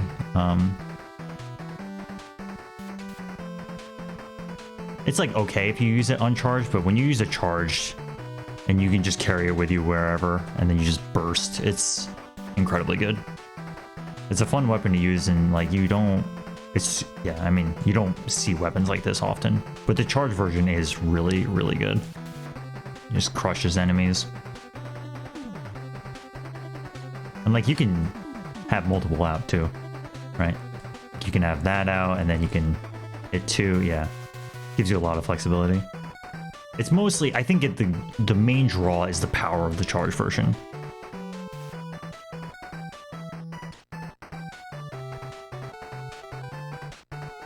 And yes, it does have the noble status of a quick kill situation. I think it's lower A tier, but I think it's solidly A tier. Very good. Very good. Thunderbolt is a low to mid tier B weapon from this game. Also really good. This is like the weapon you use in the early game to just dish out damage when you don't want to. Like, some people may not intuitively know how good Junk Shield is, and this is one of those, like, you just kind of spam it. Flash Bomb is the same way. Flash Bomb and Thunderbolt, I think, are like the same type of move. You just get to, you just use it a lot. It just costs 1 ammo. It's very spammable, safe, super, super good. I think, yeah, pull up Mega Man 8. It's the same thing for Flash Bomb. Flash Bomb is maybe like just a little bit higher because of how active it is. Sorry, I have turbo bound to the same as my button. But yeah, I mean, like, look at the amount of active frames you get off of it. It's huge. You can have 2 out at the same time. Farewell to Ballade. Alright, Flash Bomb. I'll put it up. I think Flash Bomb is like in the higher part of B. And Thunderbolt is at the lower part. Yeah, that sounds right. They're the same-ish kind of weapon. I don't think the extra effect of Thunderbolt going vertically after it hits is super important, but... Oh, I'm sorry, the camera was not great for... my cropping on the emulator is off for the Mega Man 8. Alright, whatever. Let's keep going. Oh, Ice Wave, easy A. Very good. I think Aeroshot's maybe a little high. Ice Wave is really, really good. Like, this weapon, I mean, it looks kind of unassuming, but it really does travel across every terrain, and it just deals massive damage per frame. Like, it crushes most enemies in this game. Oh, this is actually probably a good time to show this off. Let me see if I can find it. If you freeze RNG in this game, you can see Ice Wave and Astro Crush all do the exact same animation for every tick.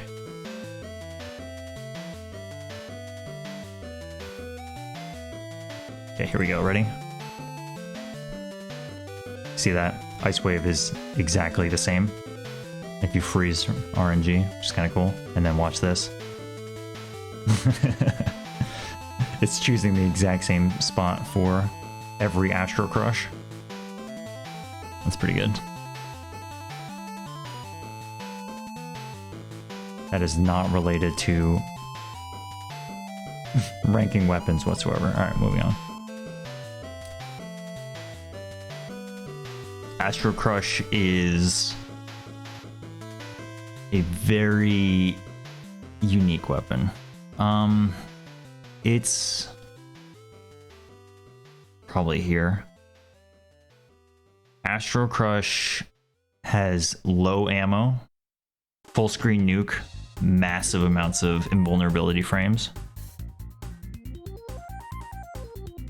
It is extremely good for someone who both knows how to use it and also someone who just panics and uses it and doesn't really know how to use it well.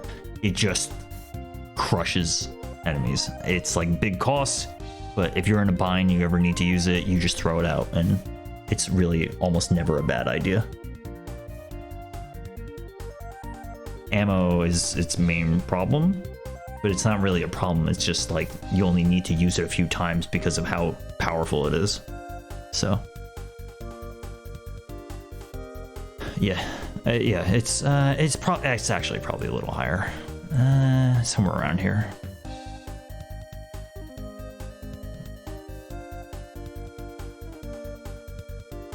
Yeah, I think that's right. Laser Trident is one of those. Yeah, I think it's as good as Quick Boomerang. High ammo.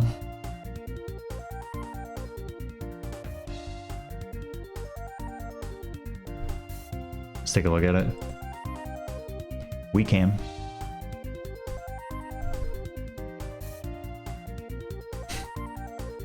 This is definitely the stream that just keeps on going, but I want to give every weapon proper review. Okay. Laser Trident 1, 2. Yeah, you get 56 out of it. And yeah, you can have 3 on screen. This weapon is a pierce weapon, so it just goes through, which is not really all that common in Mega Man games. And it is particularly very helpful in this game. It's also strong too. It's not like a weak pierce weapon, it's like a strong pierce weapon. So you get a lot of uses out of it. Like you can easily just kind of hang out with this weapon and spam it and get weapon ammo back from all the times you use it. And like, nice. If you're in a scenario where you burn through all of your Trident and you have to switch to another weapon for a while, and then you get a weapon drop and you switch back to Laser Trident, you're good for a while again. It's just good. Yeah. Okay. Let's see. Any other solidly A tier ones? Solar Blaze is probably just like, if Wave Burner is middle of C tier, I think Solar Blaze is middle of B tier.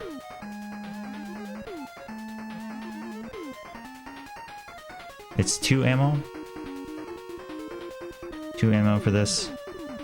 But it's powerful all the way through, and the fact that you have this like self-detonating bomb that goes off later as you move around is really, really good. It's powerful. It hits enemies. Like if you're worried about upcoming enemies, you can spend a little bit of time planning and use Solar Blaze to hit something as it spawns, which is really cool. But yeah, you can like use it like that. The fact that both the blaze, like you can hit it and it gets the secondary exactly just like that. Like it's kind of like a 2-for-1 kind of thing. 2 ammo is maybe what keeps it in B tier, but the damage is good and it's very easy to use, I think. Despite it being kind of like a weird move, I think it is really easy to use. Because like the base attack that comes out is just kind of like an attack that, you know, like many other mid-range attacks, but then you get that bonus effect that is quite powerful. It's good.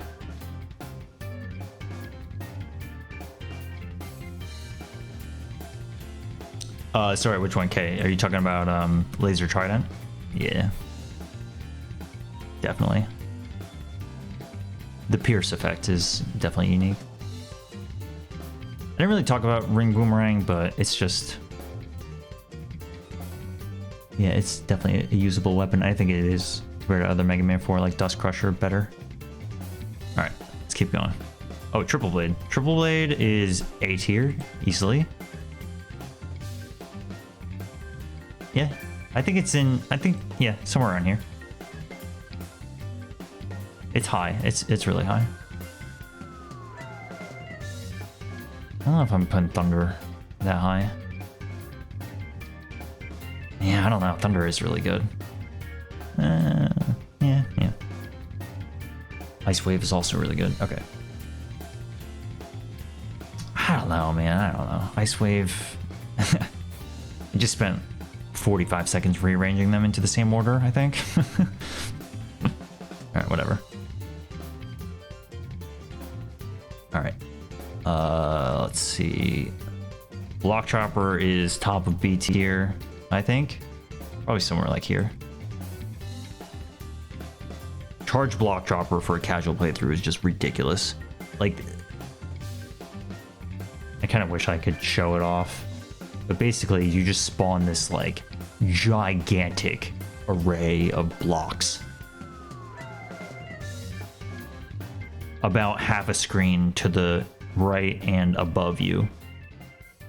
And it just drops on enemies and crushes them. It's super good. I think to that end, Blazing Torch is probably around here. Especially Power Gear version, I don't know, it might be a little lower. Like, Power Gear version of Blazing Torch is really good. For a similar effect. That one goes through walls much better than Block Chopper.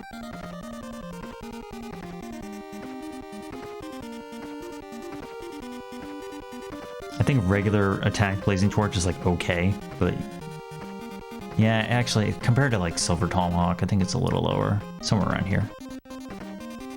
That's one where I might be able to be convinced that it belongs somewhere else, but yeah, that's fine. Bounce Ball is really good too. I think this one is like high. Super spammable weapon. You just like let it rip. It might be better than Laser Trident, yeah. I'm gonna put it there. This is a weapon where you just like unleash it into a chaotic room and clear it easily. Definitely good. Alright, other A tiers, yeah, Thunderstorm too. This is like you really gotta use, in my mind. This is kind of like a Astro Crush kind of weapon. You don't get the iframes, but it's just like full screen nuke with the Power Gear version. But it's good. It's really good. I just don't think that you show up on the field with Thunderstorm and expect to clean up like you do with these other higher tier weapons. It might actually be somewhere down here. I don't know. The full screen nuke side of it is really, really good. But use as a regular weapon to just clean out enemies is not great. I don't know. That's a hard one. Because the disparity between just, you know, using it as a regular weapon and how useful it is in very niche situations. Or maybe not niche. It's like you can use it a bit throughout the stage. But that's a weird one, right? Because it's like, if you're in Wily stages, unless you're constantly refilling weapon energy, you're only going to get so much use out of the Tundra. But if you're in the robot stages and you're just getting refilled on every stage, then Power Gear Tundra is going to serve you extremely well. So, I think it's a C tier weapon. It's good though. It is good. Yeah, sure. Okay. Keep going. We got some hard ones I'm looking at. Piledriver. This weapon is cool. It's definitely another really good weapon. I might put it at the bottom of A tier, yeah. This is like the speedrun weapon. But this one is like... It's kind of cool to just like plow yourself into enemies, right? But not... Like the other... Right, so compared to something like Topspin, you can pile drive into enemies and still be reasonably safe.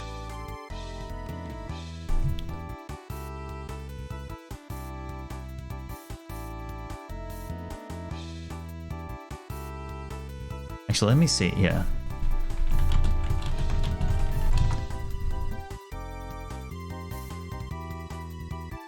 I mean, while we're here, why don't we just do this?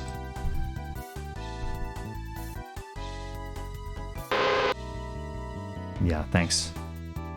Thanks, Kroby. Luck Dropper. I kind of want to look at this too. Yeah, so that right there, it's fading out, so it's blurry. That right there is non-Power Gear version. And if you use Power Gear, it's like 3 times that? Something like that. I kind of wish there was power versions of this. Yeah, Scramble Thunder, yeah. This one, admittedly, I don't think I have the best knowledge set to place it correctly. We already placed Chain Blast. Like, my inclination for this one is that it's kind of low compared to how good some of the other Mega Man 11 weapons are, but I don't know for sure.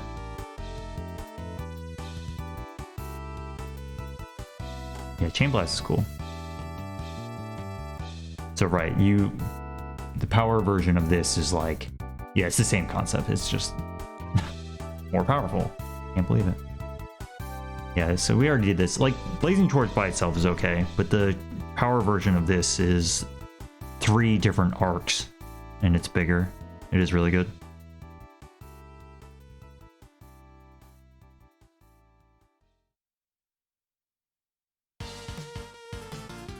Piledriver.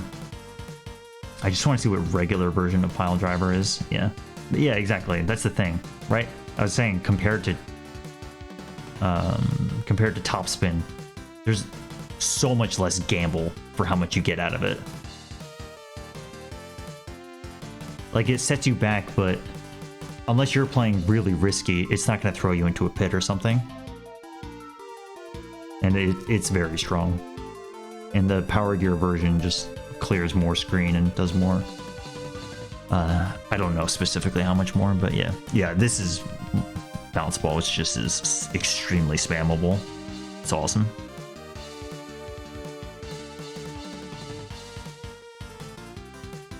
Yeah, it's pretty good, okay. I think a little bit, yeah. I mean, I don't really need to nitpick, but showing the Power Gear versions would be cool, which are just like the charge versions.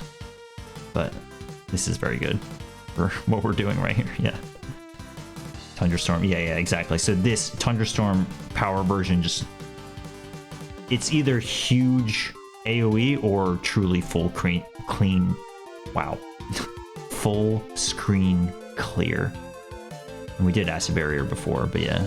Acid Barrier gets a projectile, which is pretty huge compared to other shield weapons. And as a shield, it's fine, but... Yeah. Okay, anyways. That was good. Let's go back. We're getting there. I do need to like think about this at the end to make sure we clean it up correctly, but yeah. We are currently still trying to round out any A or B tiers that are obvious.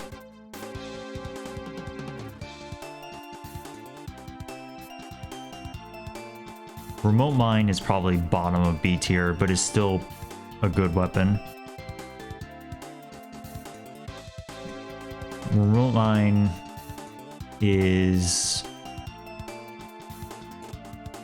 more powerful than Flash Bomb, but much less spammable.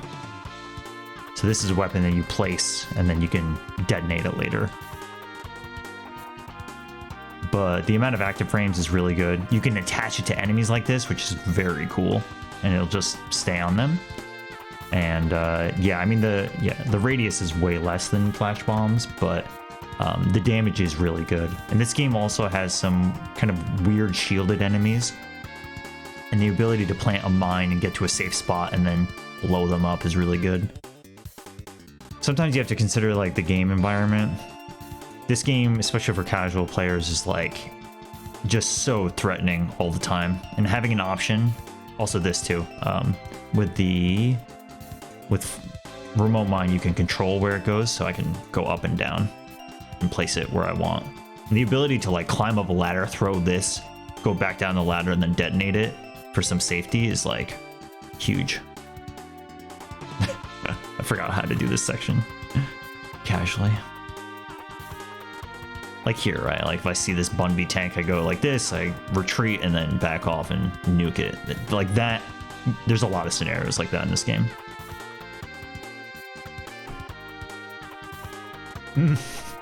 Yes, Ajarma. Thunderwool, hot topic, just for you. Okay, but yeah, I think Remote Mine belongs there. I mean, it's ammo, it's 2, right? No, it's 3, sorry. It's definitely 3. Whereas Flash Bomb is effectively 1. Mega Man 8's weapon system is a little bit different. It uses like 40 as a base instead of 28 like every other Mega Man game.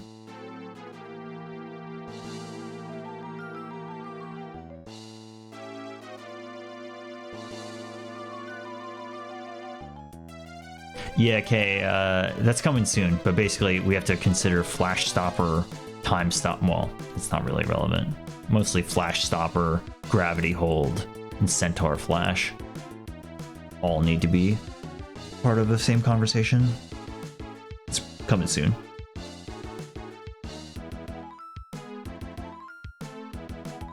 Weapon type weapons. I'm looking for weapon type weapons. Yeah, Spread Drill, that's a hard one. I'm gonna try to even these tiers out, but I think that this is like a lower mid-tier weapon. So Spread Drill is like this. Comes out with one drill that, this is not me controlling it, it just happens, right? And then if you press shoot again, it goes to 2, and then it can go to 4 max. And this first drill is stronger than this, which is stronger than this. Costs 2 ammo. The cases where you get to use this, especially, I mean, one, it's kind of asking a lot of the player to know that the strong drill is like way stronger than the mini drills. And the mini drills are really not that good. Against low HP enemies like this, they're fine, but if you notice the arc for which this comes out, or not the arc, sorry, the distance between the 4 mini drills is like very finicky, right? So if I mash it, you see how the middle 2 are like right next to each other or overlapping, but if you wait a while, it can be a little different. And that matters, basically. Because there's some shielded type enemies where you want to use the drill because it'll go through them and hit. But you end up in some scenarios where they like block half of the first one. Yeah, see how it was misaligned there? That's what I mean. Like there are scenarios for which you can't really rely upon the small drills being in the right spot at the right time. And you get these weird scenarios where you're waiting for the weapon to finish and you want to switch, but you can't. Right there, yeah. If I had a stronger enemy to look at, maybe this would be more apparent. Oops. Yeah, I think for that reason, it's like, okay. The big drill is pretty powerful, but yeah. Here, yeah, exactly. Well, one, it lags the game a lot, but look at this Joe Classic, right? So if I hit him with the shield, you can see like how weird, like that didn't do anything, right? I mean, maybe it did a little damage, but it really wasn't that helpful. Yeah, like you're only getting so many hits out of the small ones. And then you're like, okay, well, maybe I'll just use the big one, but unless you know, one, that the big one does more damage, and two, how to like time it so that it doesn't waste, right? Because if I use the big one while the shield is up, it's not going to hit him again. Like the other ones have more active hitboxes that'll recheck. You get one chance with the big hitbox on the big one. And if it misses, yeah. In that case, that's different. That's because because Joe Classic's animation changed, it rechecked. But yeah, I don't know, it's a weird one to place. I think it's like mid to low.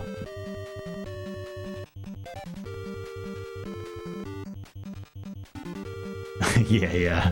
Like how does it come out of his hand? Yeah. Okay. Tengu Blade is kind of in the same tier. I might place it differently, but let's see. So Tengu Blade is a cool weapon. It's probably a little bit higher. It uses 2 ammo. I think that's its main drawback. If it had 1 ammo usage, I think it would be much higher, like a B tier weapon. But it's really cool. So this weapon, you use it. It's kind of like Slash Claw, right? Gets a projectile out of it. But if you dash with it, you get this move, which gives you temporary invulnerability through most enemies, and it is legitimately useful against some scary enemies to just go straight through them. The ammo is definitely an issue, because like you can so easily just kind of crank through and burn through half of it. But this vulnerability dodge is really, really cool. What can you do? Yeah, you can do like some cool tech where you start up and then dash out of it. Or sorry, you can slide cancel it basically. That's cool. Anyways, it's a good weapon. I think it's like clearly better than Slash Claw to me, but the ammo is a problem. So it's around the same. Okay. Keep going, keep going. We're getting there. I'm just looking at the hard ones to place.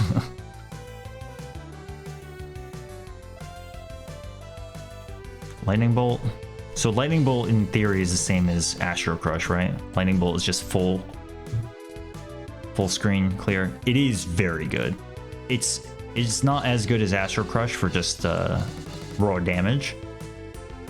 Astro Crush like deletes enemies, whereas this does good damage, but it hits once. You can do a double jump out of it, which is speedrun tech that I no longer can do. Yeah, you see that like weird frame, right? You can technically, it's frame perfect, but you can jump out of it. I don't use that term lightly. It is actually frame perfect. Nope. I lost my ability to do this. It's also hard on emulator. But yeah, you can do it, double jump out of it. Anyways, that's not relevant for anything. You get much more usage out of it compared to Astro Crush, and if you know how to use it, you can basically just like really be safe, because you can use it midair and then change weapon and then cancel out of it. And Astro Crush cannot do that. So,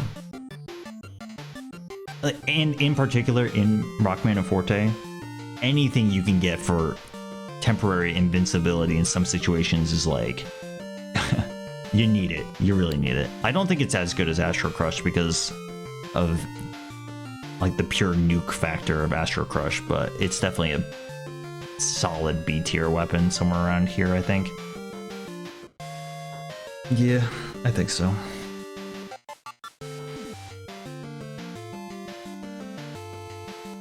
Alright. I think that's mostly it. I think that's the heavy hitters for A tiers. Ice Wall is just gonna make it to S tier. I think I'm probably gonna move some of these A tiers up, but yeah, Ice Wall in this game, it's just amazing, you know? Use it to zip. Let me see if I can bust out a zip. So just this weird thing where you like ricochet back into the wall. This is way harder on emulator. Yeah, I think I got out of the wall there, but yeah. Let's talk about the weapon and then try to do some like weird esoteric zipping. How about we just talk about the weapon? I'm blowing up all my old speedrun tech. Anyways, yeah, Ice Wall. What makes this weapon so good? It is just pure active frames while the thing exists, and it does a ton of damage to most enemies in this game. So like here, it'll just instantly kill this enemy. But if you're against a big tanky enemy, a lot of the times you can just like go up to it, spam Ice Wall, and it hits every frame. And it'll break quickly, but it'll also just nuke enemies. I mean, it's part of the game design, but you use it as a platform like this. You can use it to zip, like I was failing to show before. You can use it to jump off of. You can hide behind it for a while.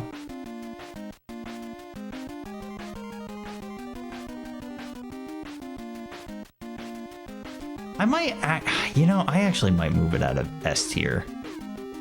It is straight up really good, and it has so many cool utility options, but it does cost 3 ammo. I'll think about that one. I just have to be mindful of what I think is the best. The top of S tier is what I'm going to consider the best weapon. All right, so now we're zipping, right? So you're stuck on the wall, and then you use this, and you go up. Okay, anyways, I'm gonna put it down A tier. And I might be really thinking on S and A tier here. Like I don't think Junk Shield is what I would say is the best weapon in all of classic Mega Man. And I have to think about that. We'll see. But it is easy S tier. Easy. Okay. Let's crank out some other ones. Let's do Flash Stopper. Flash Stopper is like up here. So if you're unfamiliar with Flash Stopper,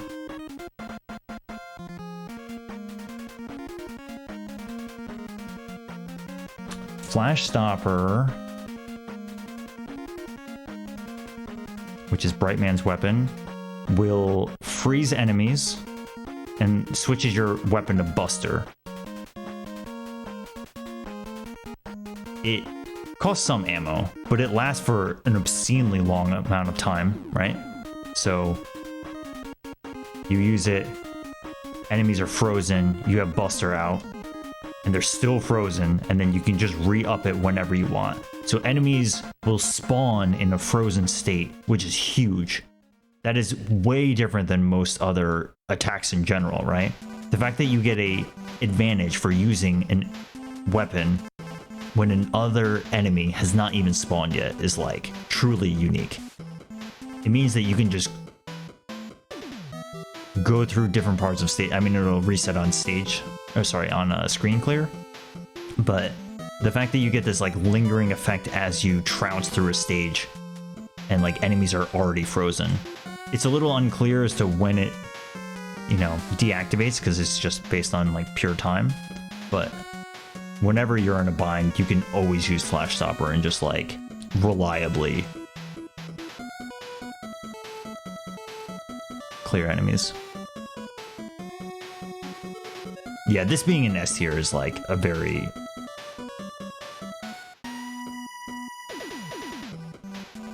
Very, very proper placement. I'm gonna keep it here for now, but yes, I probably will put it there. Alright, some of these are gonna be hard. But yeah, let's just do these kind of weapons.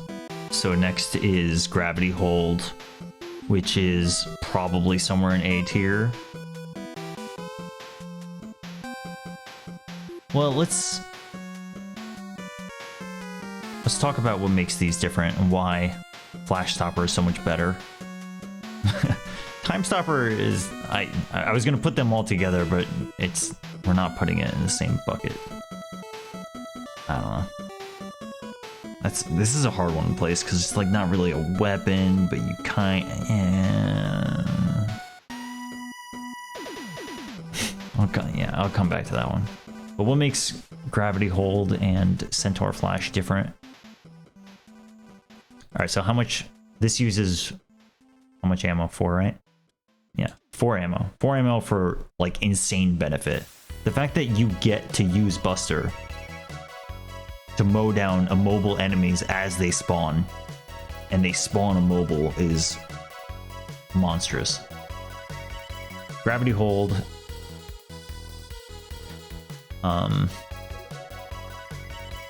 has a few benefits over Centaur Flash. So Gravity Hold, you can spam it, right? So you can just like burn through it like that, right? And it'll screen clear low HP enemies, but it'll also just do straight damage. And once enemies are able to be killed, then they will do that animation, be cleared off the screen. So it's really good for low HP enemies, situations like this. Like if you're casual and you're just playing this and you want to get through, you go bam. I mean, you wouldn't do this for the Sumatron, the tiger, but these Tondyals, yeah, you just kind of roll up, do this. And it's extremely usable for this.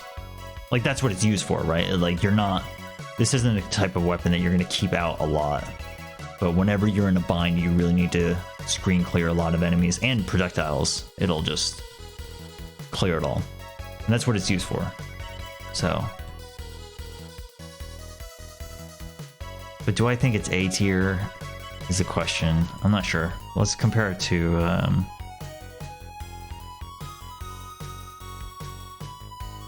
Centaur Flash. So Centaur Flash is similar concept, right? 4 ammo. You can't spam it the same way, right? You can do gravity every frame, but this has a special like stop animation. So you're in the air, you stop. So there's no special like warp animation, but Centaur Flash, my understanding is that it's quite strong.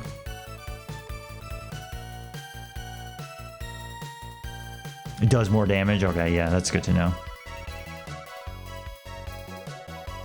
But right, the fact that like it's a lot less flexible of just kind of busting out as you're moving. I mean, it's just slower, right? But it's not. It's just slower on the way it feels. What am I trying to say? Because you're stopping time while you're doing this, it's effectively the same thing as Gravity Hold, but it kind of breaks up your gameplay a bit. There's also like a cooldown after, like this is me mashing it, right? Even though I'm mashing, as soon as the time flash stops, I still have a few frames before I can use it again. Whereas Gravity Hold, you literally can just spam it every frame. Magic Song. So yeah, I think it's definitely a little bit lower. I don't know if I would say Gravity Hold is A. I think it's something like this. Yeah.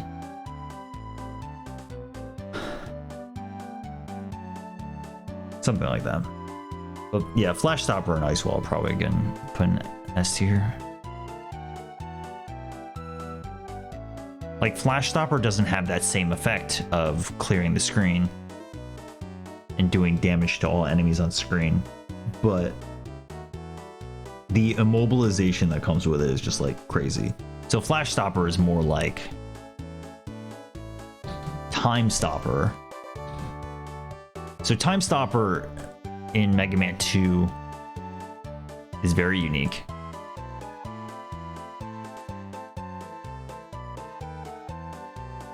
Oh yeah, Rain Flush, thanks. Yeah, exactly.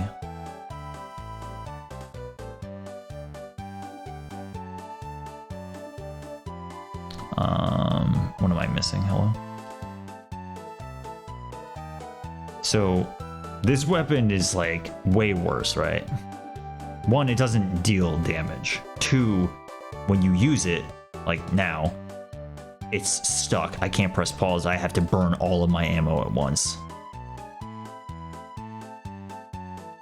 And there are cases where it's extremely helpful in this game to be able to just like pause and run around and not deal with enemies, but yeah, like the utility you get out of other similar weapons like Gravity Hold versus this thing, it's like night and day. In every way, this is a worse Flash Stopper. It's like not even close. They're on polar opposite sides of the tier list because of committing and the fact that you have to burn through all of it and you can't press pause, you don't get Buster.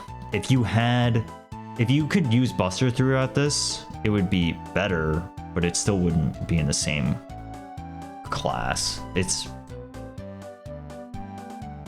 pretty far down here, yeah. Yeah.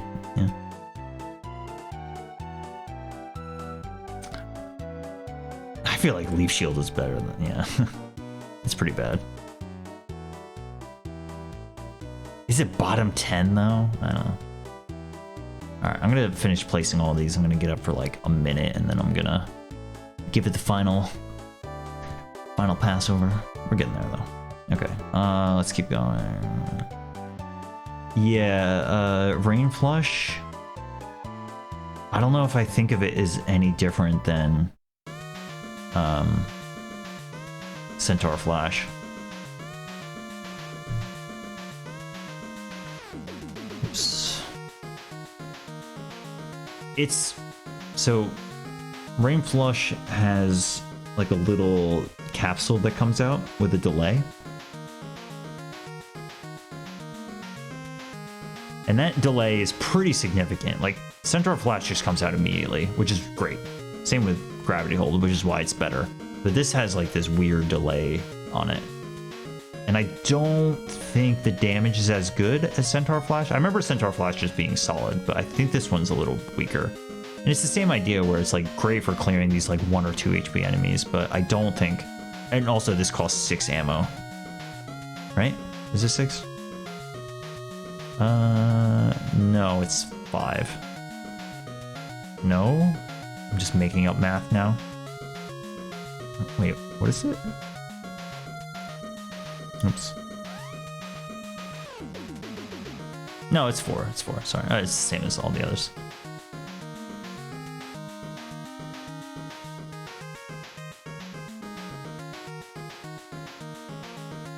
Yeah, I think the delay factor is pretty substantial. Right, and also, yeah, do you see that? Like, it just despawned. Watch. So if I'm... Actually, I don't know why that one despawned. Anyways. Yeah, some of these weapons I will admit, like this one, I don't exactly know the specifics of how it works, so I feel a little bit like I don't have the best insight to compare. But I would pretty heavily argue the fact that the others come out immediately versus the delay on this one is substantial for the way that you want to intuitively use the weapon. Because those kind of weapons are most beneficial when you're like, oh crap, there's a lot of things on screen, I need to clear it now.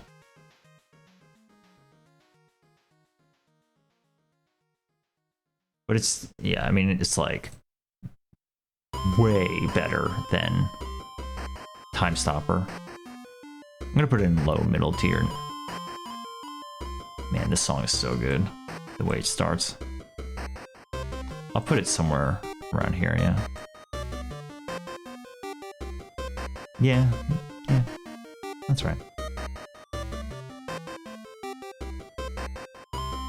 Okay.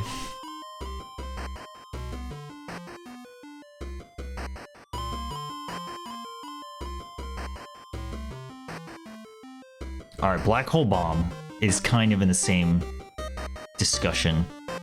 I think this is a really hard one to place because it is super useful, but it's also rarely useful.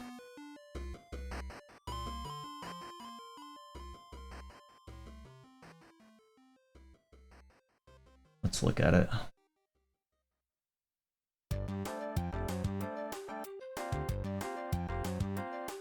So this,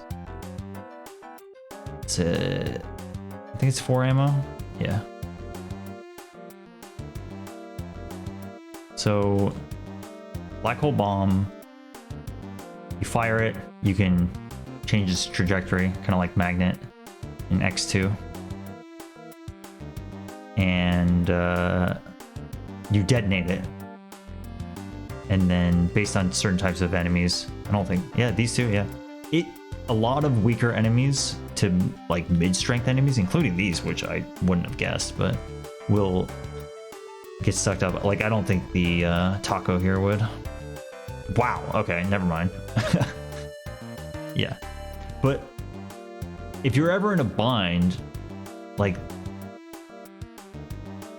I keep forgetting about these spikes. If you're ever in a bind, this weapon is like a go-to for clearing, because not only does it take out enemies, but it also sucks up projectiles, and it does it kind of slowly too, and you still get the drop.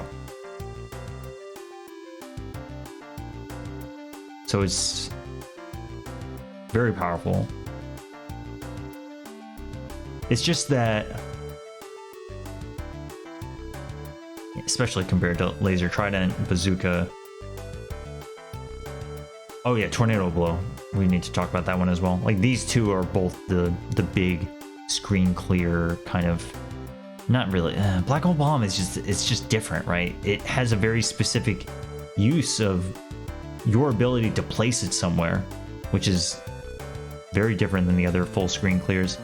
Like, in its small vicinity, it is better than Tornado Blow, but obviously it's not hitting the full screen, so naturally it's a little different. But I think it's good. I think it's north of mid-tier Black Hole Bomb.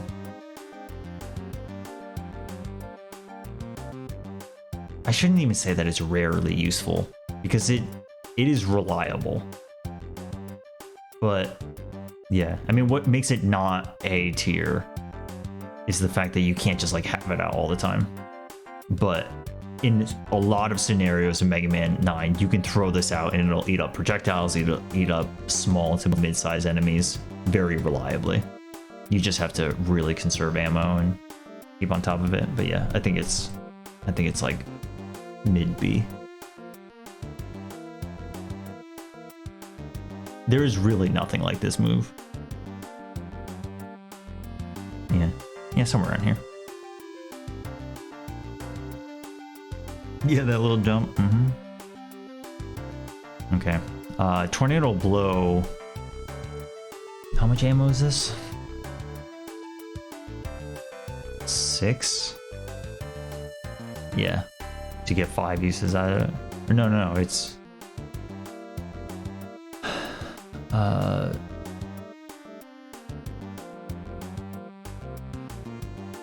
7, sorry. Yeah, it's a cool move because it adjusts your upwards height while jumping. I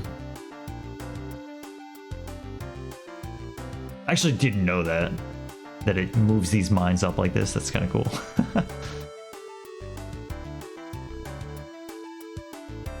But I think compared to something like Centaur Flash,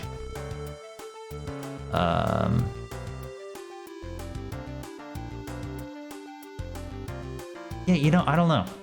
The ammo is definitely worse, right? There's no contesting that. Admittedly, this is where I have a little bit of a blind spot in how we'd have to do analysis of how powerful Tornado Hold is compared to the average enemy in Mega Man 9 compared to Mega Man 6's Centaur Flash, and how powerful it is compared to enemy health, right? Like, I don't know that. I don't know. I think because I don't know that, I'm just going to put them next to each other. And I could be wrong about this. I admit that it's kind of a blind spot. I don't know. I might end up placing this lower solely because of 7 ammo versus 4. But it's kind of semantics. You get utility out of Tornado Blow too. It would be such a cool weapon if it was like 3 ammo and weaker, but then you could use it a lot more to platform. I don't know. It's a tough one.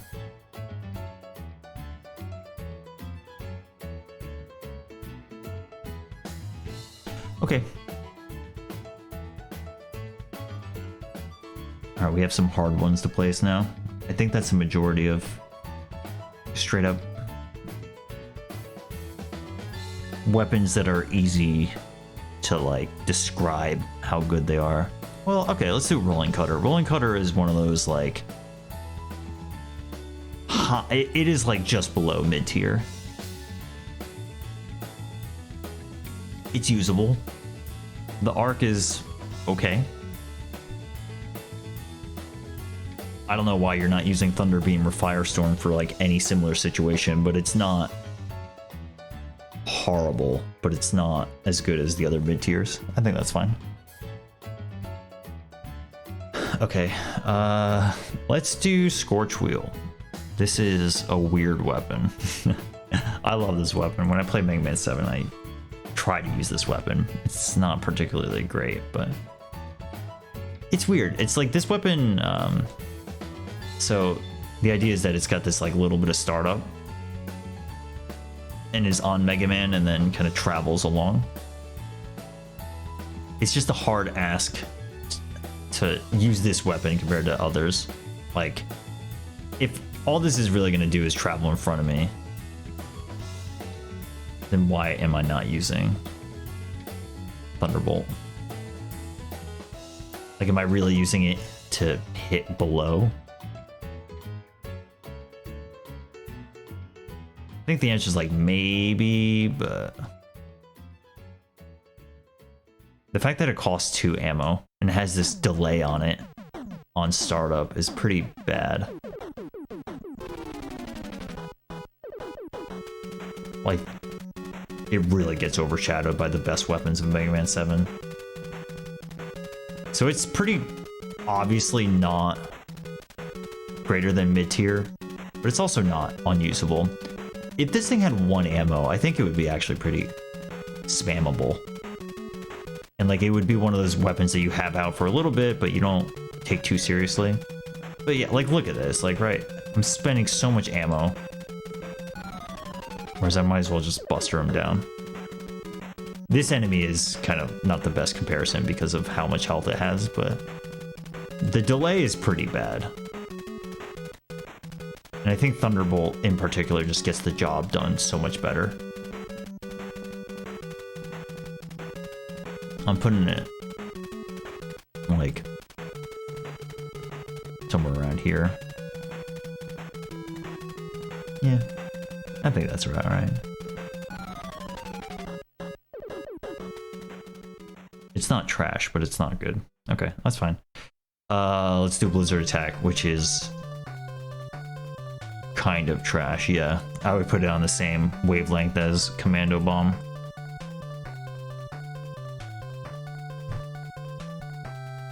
This weapon is just like paper thin. Mega Man 6 has so many better options for similar areas of coverage. Like, I don't know why you would use this weapon. The fact that it like, right, it tinks on some hits, others travel. It costs 3 ammo for what is a sporadic attack that is like hard to plan where it's gonna go. 3 ammo is way too much for this.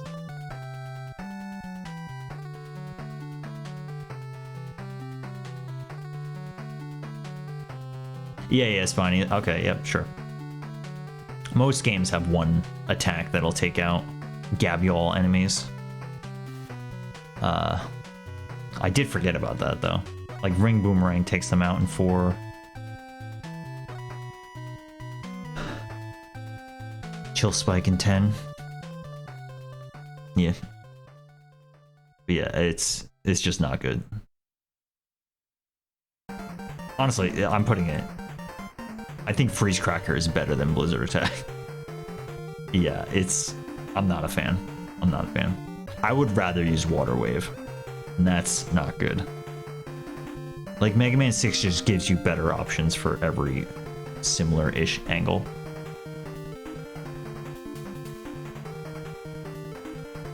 Okay, keep going.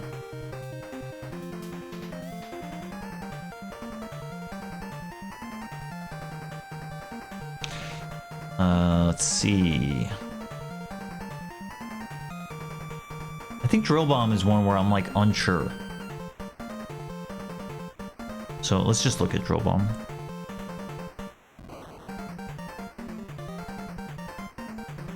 The Drill Bomb costs 1, which is good for this kind of weapon. So Drill Bomb is just like a projectile that comes out, but you can detonate it. And the detonation is like pretty good active frames.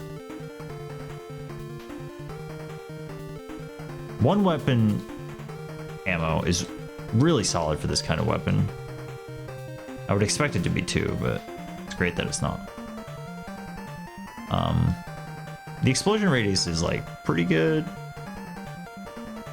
Yeah, it just detonates automatically. Like, so compared to something like Remote Mine, Rockman and Forte, it's like a similar-ish concept, but usually just detonates on contact or, yeah, stopping.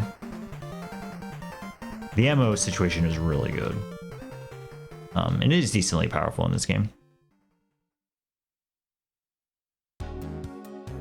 Yeah, totally. I think it's splitting hairs a bit. They're both...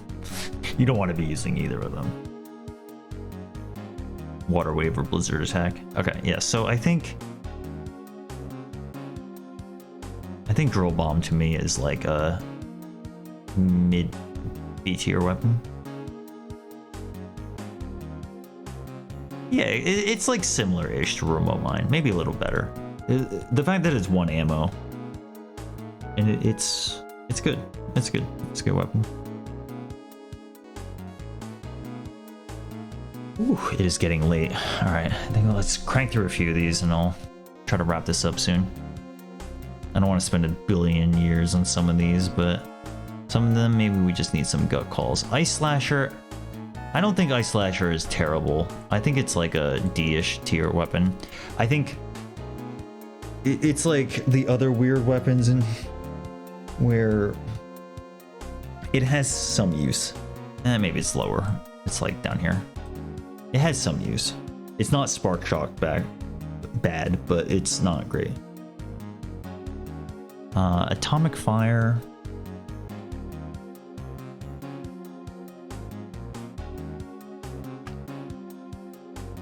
In Rockman 2, at least, you don't get much ammo out of it.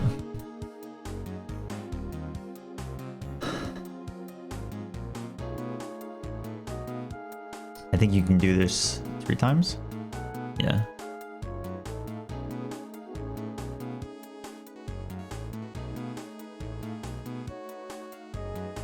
Oh, that was not a full charge. Neither was that. I think it's 3 times. But it is pretty serious charge time. And this does a lot of damage, but... oh no, you can only do it twice because you can't fully charge this, right? Yeah. So it's like you get, in Rockman 2, you get 2 fully charged versions of it. And in the few scenarios where you really need the damage, it is good, but like you're really grasping at straws for that scenario, and you leave yourself so vulnerable compared to other weapons like Metal Blade, Quick Boomerang. I don't think it's good. I think it's pretty bad. I think it's like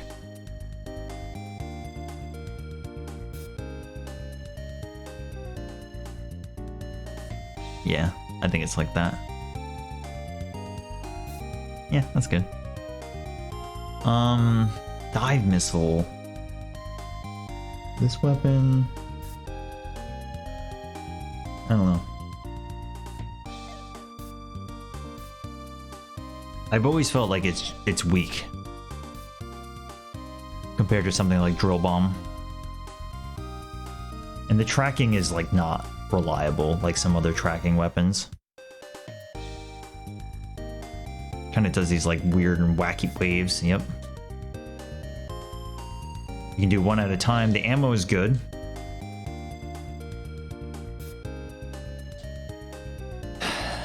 It's possible that the damage is like not bad, but yeah, I mean the ammo is very, very good, right? Because this thing takes 6 buster shots. Any homing type weapon that does more than a buster shot and only costs 1 weapon is like pretty good. That's why I think homing sniper gets tons of ammo, but it doesn't really do that much damage. Whereas this weapon does a decent amount of damage and only costs 1. I think this is actually a pretty solid mid-tier weapon. It does tink, right? But that's this enemy. I think in Mega Man 4, when you're looking at the pool and you're like, all right, Aeroshot's so good. Ring and Dust are very reliable. Drill is really good. I've got full screen clears. Bright is one of the best weapons ever. Unless you really need the homing, I just feel like it's outclassed to the other Mega Man 4 weapons. But it's not terrible.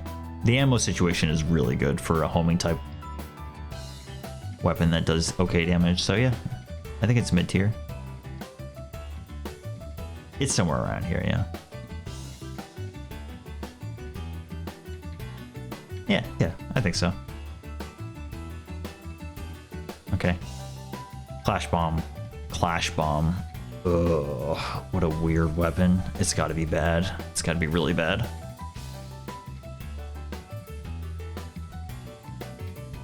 This is like, if you miss your shot, you're paying the price for seconds. It's 4 ammo. And even if you hit, you're kind of still paying the price for multiple seconds. It's just, it's so specific on its use. You have to use it against Boo Beam. Even against, like, Quick Man. I think most casual players will just opt to buster him down instead. It's really weird. It's such a huge commitment on time. I don't think it's good. I think the nuke factor of it compared to other nuke factor type weapons is horrible and super committal. I think it's down here. I would rather use Command Bomb. Yeah, for sure. Yeah, I mean, kind of splitting hairs here. Yeah, fine. Charge Kick is like, that's a hard one to place. If weapon swapping were a thing, I think Charge Kick would be so fun to use, which I guess it is in PlayStation version. But so Charge Kick gets you invincibility while it's out. Oops.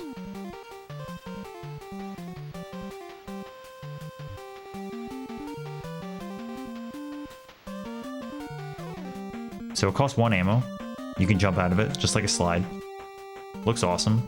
While you're sliding, you have invincibility frames, which is pretty substantial. But the problem is that it does decent damage. The problem is that if you're using it to slide through an enemy and you don't fully clear the enemy, naturally, you're just left in a vulnerable state as soon as you end the slide, and you just take damage a lot of the time in most cases.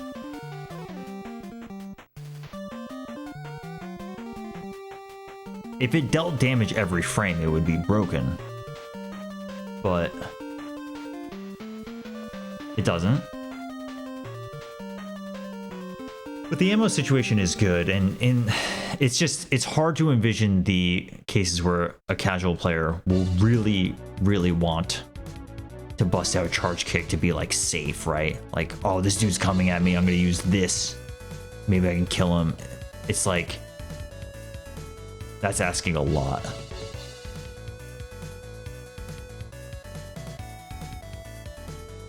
Yeah, that's what I mean.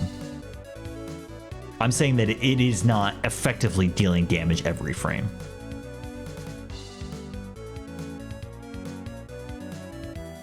But it's still pretty good, right? Because like regular enemies don't have boss levels of iframes.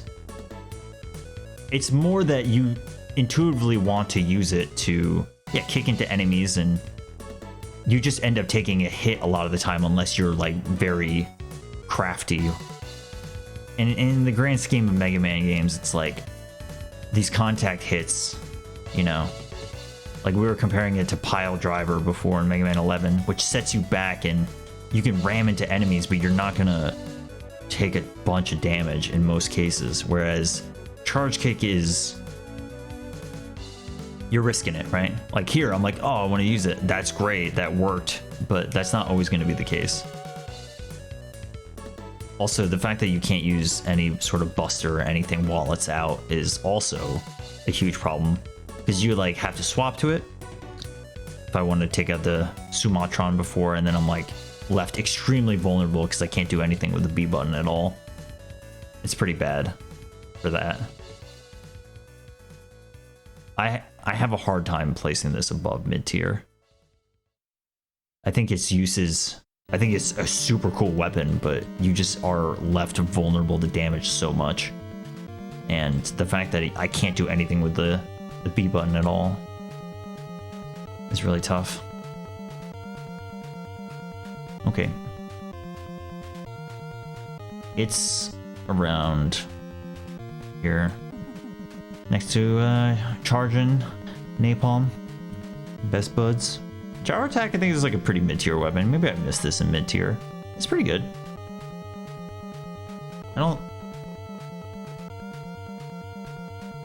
Its damage is pretty good. It costs one ammo. So this weapon, you like shoot it and then you press up or down to change its trajectory. Like you can legitimately like just camp out somewhere else and then bust out some. All right, I wouldn't recommend this against Sumatron in particular because you have to press the B button. But yeah, I think it's pretty good. I think its power is substantial compared to something like Power Stone. Usually clears enemies like Tondale or Lyric, the gyro enemies. I think you have to get used to the way it works, but yeah, I think it's a pretty mid-tier weapon.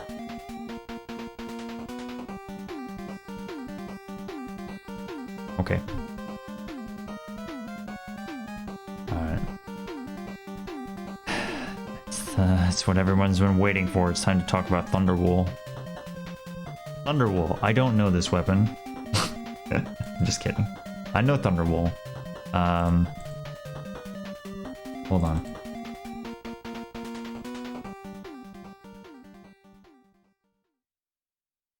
Thunderwool is...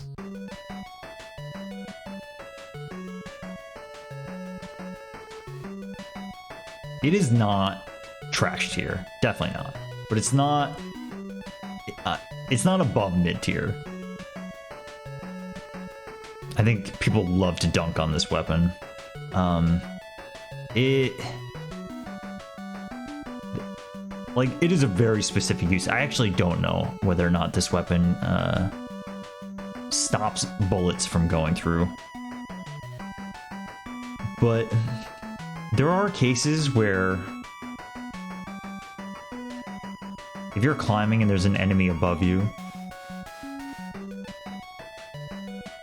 and you have the ability to like jump off a ladder and crank out one of these, It is active for quite a while. The ammo is a lot.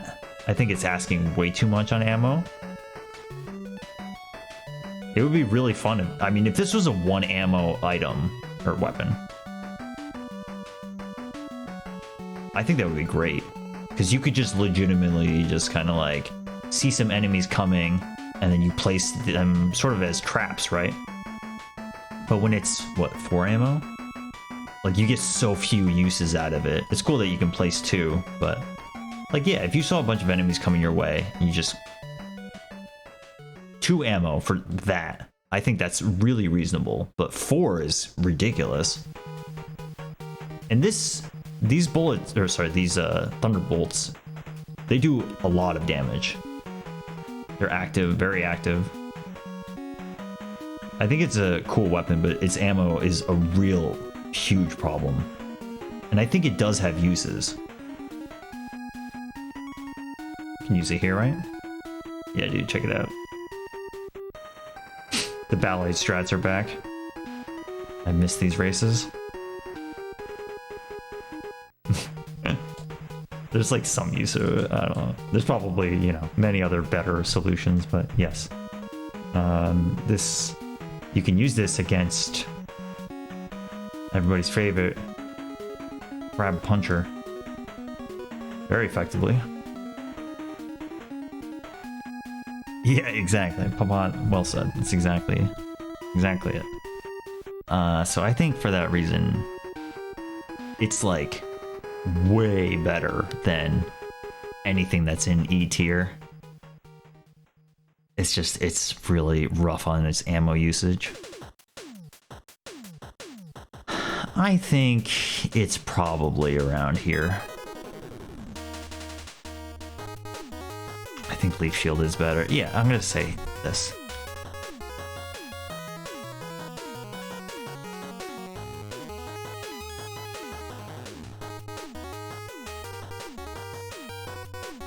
Let's keep looking.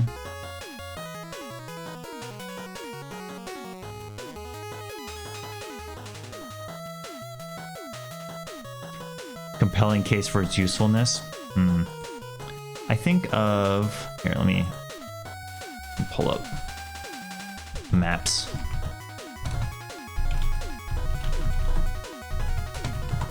So I can articulate this the best.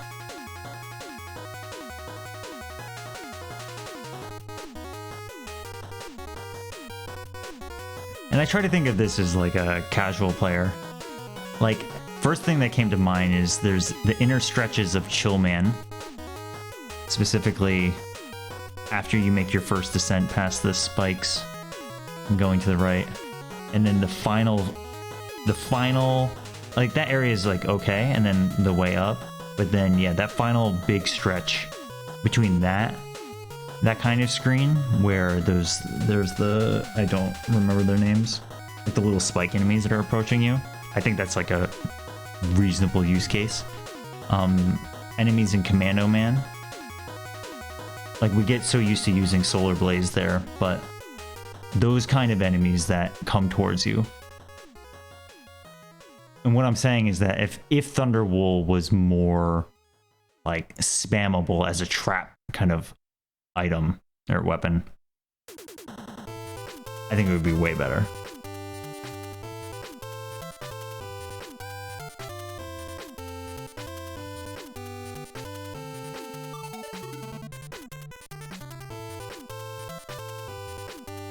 Yeah, and like Pump Man too, right? Pump Man's first horizontal stretch. The shrimp enemies kind of like awkwardly hitting you. If you had a big set of active Thunderwolves that you could throw out as they approach you. Alright, well, let's keep going. But yeah, that's the general thought I had. Okay. Hornet Chaser. Hornet Chaser.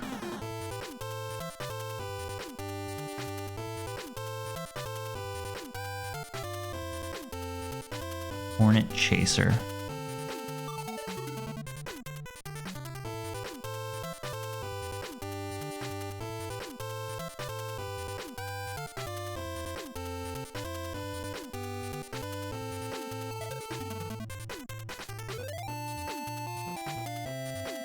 Hornet Chaser. I'm really struggling on this one because it's like utility's cool. It's like a sort of like a boomerang weapon.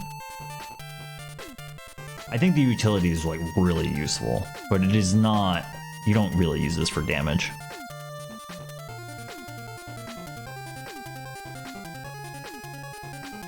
Thunderbolt activates quickly enough. Those shrimp aren't that fast. But yeah, I mean, reacting to it and placing it correctly, yeah, I mean, you're not wrong.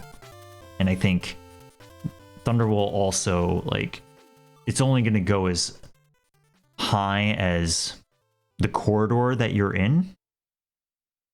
It's not like it's hitting the full screen, right? So yeah, I mean, that's valid. Okay, Hornet Chaser. Actually, I want to see how much ammo you get out of this. I think it's 1 per. Yeah. 1 per. They don't do much damage. You don't really use this as a damaging weapon, except for on Splash Woman, I guess. But the utility is really unique in there.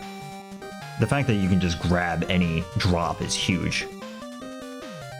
And yeah, I mean, being able to use it on Capsule Wily to see where he's going is pretty huge. You don't really use this as a general weapon to do a lot of damage at all.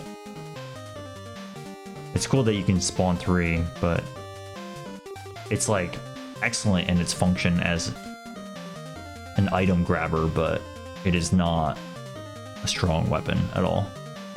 And it makes sense, right? Because it would be kind of busted if this was even like twice as powerful.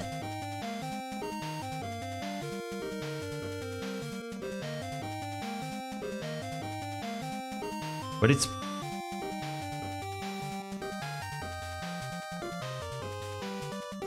I'm trying to think of other stages in Mega Man 9 where you could use it a lot. I don't know. I mean, this game has a decent amount of stages like Plugman, where there's just tellies, and being able to clean them up with hornets here and there to save you is pretty good.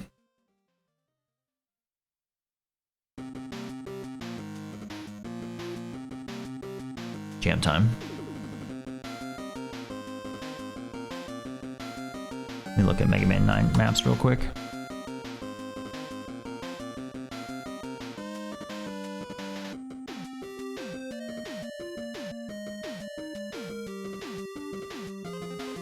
Yeah, not really. Like, yes and no. Like, Plugman, for sure. You're gonna have a bad time in Magma Man using this. Splash Woman Sage, this one. Yeah, it's like, okay. Like, you're not really relying on it. You're gonna get so much more mileage out of something like Laser Trident.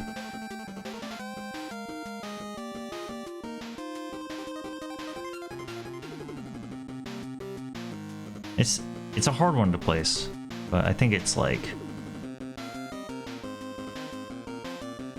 upper D tier.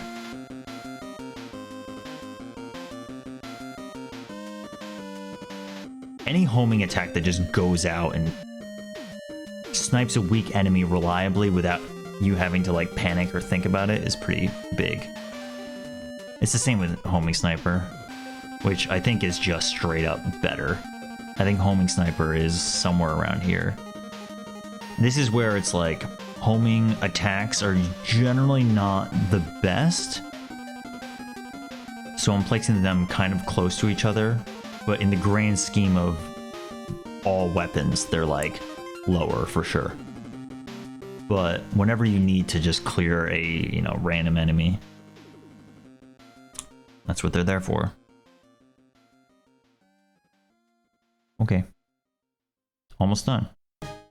Danger Wrap. Danger Wrap? Weird weapon. I love this weapon, but I'm almost definitely not gonna be able, actually, I don't know. Maybe this enemy I can get. No. Let me... Yeah, so this weapon is like... It's just going to burn ammo on most enemies, because you don't really intuitively know how to use it. Just like that. Until you realize that you can... encapsulate some enemies with a bomb. But it's like pretty niche, the ability to encapsulate enemies in a bomb. And it doesn't really help, you know? In Shade Man stage it does. Let me see if I can KO and go to Shade Man stage. Because that's the stage where you get a lot of use out of Danger Wrap on smaller enemies. I'm pretty sure you can do it to most Met type enemies. Yeah, especially those, I don't remember their name. The little green and orange.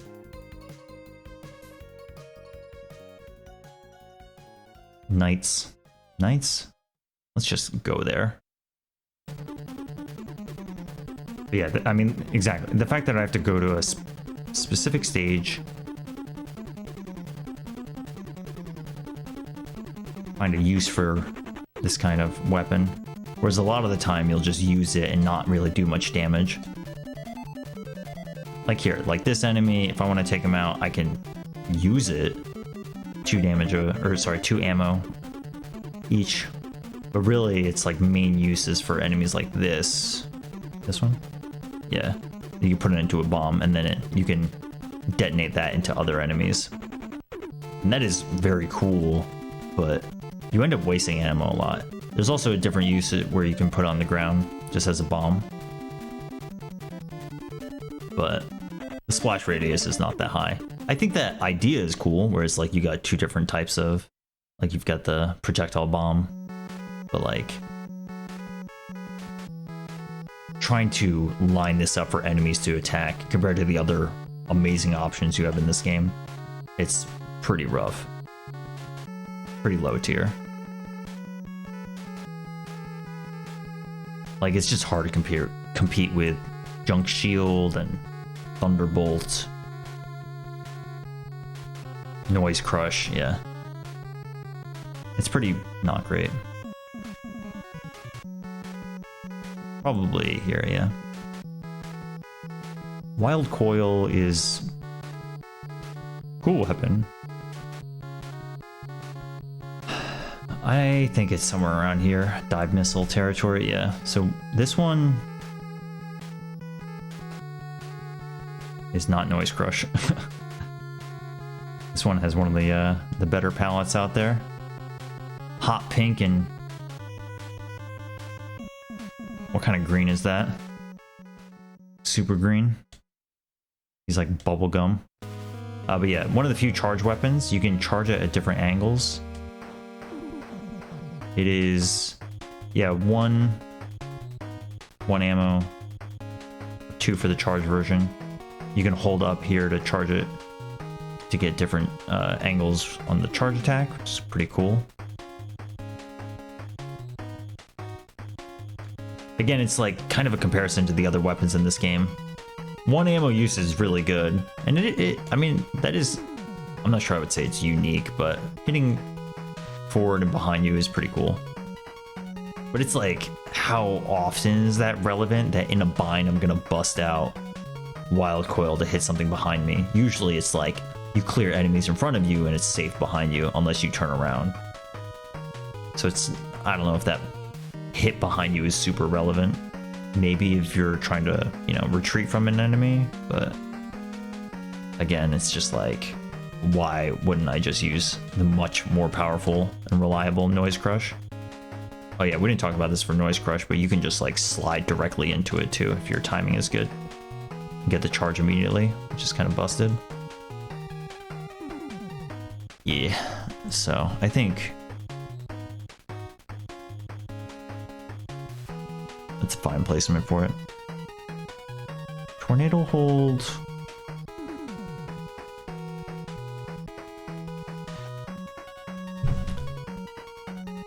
Tornado Hold has this like weird property where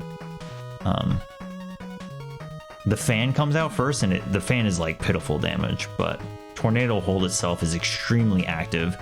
And this weapon is, it's like kind of an unconventional shield weapon because it clears projectiles and small enemies really, really well.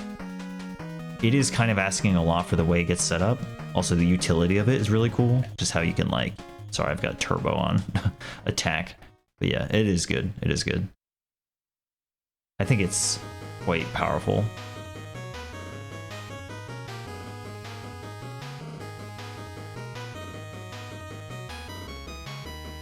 I think this is the type of weapon that not a lot of casual players would mess around with.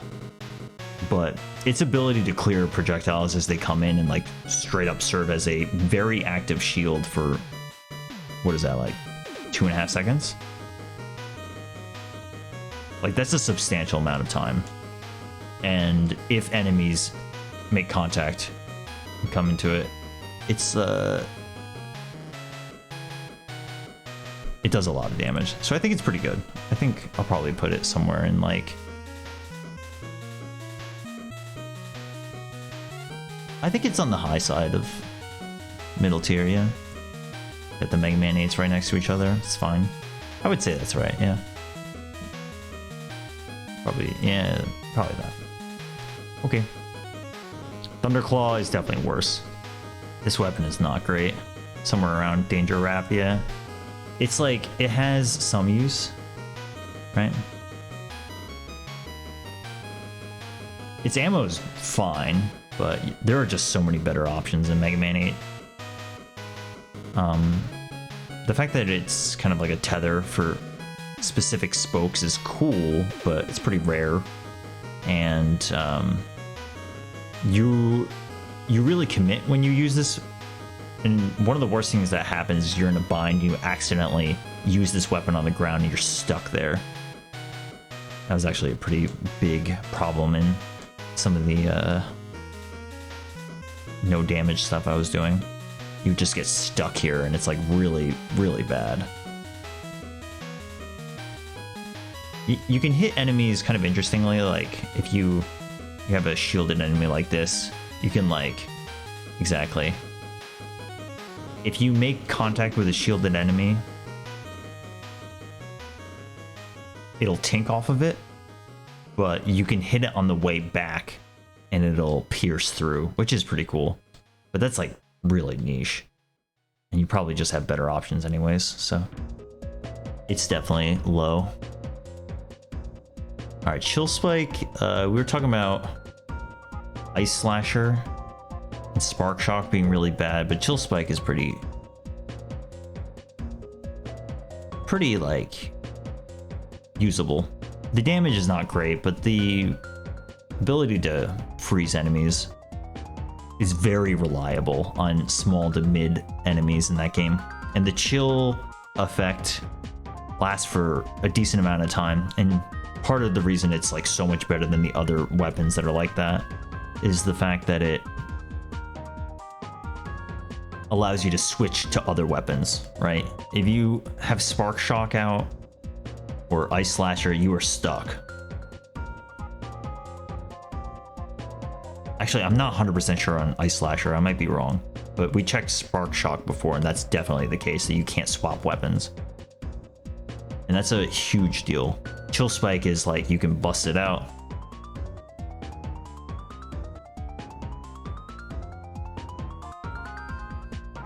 I find it really hard to think about how to place Chill Spike as a trap for basically anybody but Nitro Man to run into it.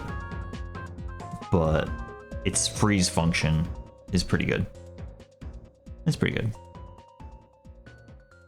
It is way better than the other freeze weapons, but I think in the grand scheme of things, it's still pretty low. Its damage is not great, but that's kind of the point, is that you use it for the freeze function.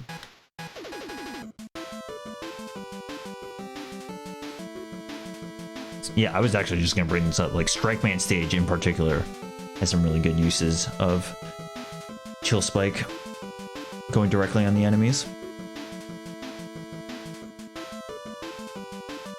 All right, Rebound Striker. What a cool weapon. I don't know where this belongs. Such a cool weapon. So this costs 2. It gains power as it ricochets. It gets a little bit faster. The 2 ammo is kind of the rough part, I think. Because otherwise, I think if you had double the usage, it would encourage players a lot more to like just experiment with like weird bounces, but you only get so much uses out of it, and it's very hard to plan like the final few hits for the max damage, because the damage that you get out of just the regular non-ricocheted version is pretty bad compared to something like Triple Blade, Water Shield, right? But I think in the hands of someone who's like a very slow and calculated player who's willing to sit there and figure out like, okay, I can ricochet like this and get 4 hits, and like you can do a lot. It's like very respectable damage, but I just wish it had 1 ammo instead of 2. I think that would make it a lot higher tier. I think that's a pretty common theme of, at least the way I thought about placing a lot of these, is that the difference between 1 ammo and 2 ammo can be really, really big.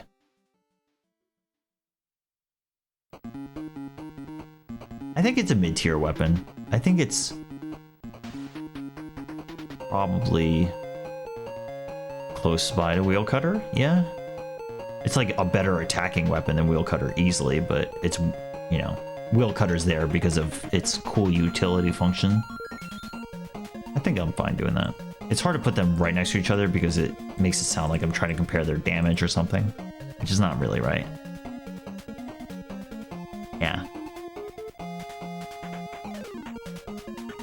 I think they're in the same class though, yeah. I think that's right.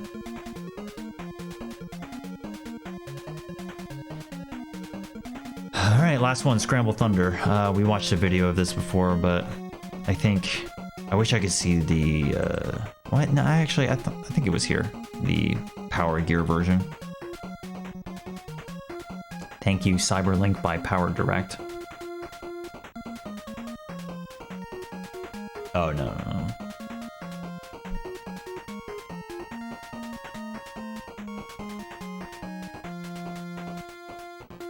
I think admittedly this is one where I'm not totally comfortable placing it, so I'm gonna probably put it in the vicinity of Plug Ball.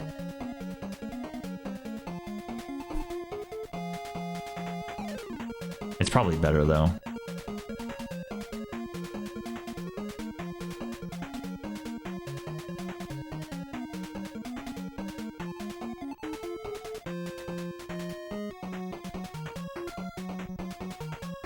Yeah, I think I'll put it here.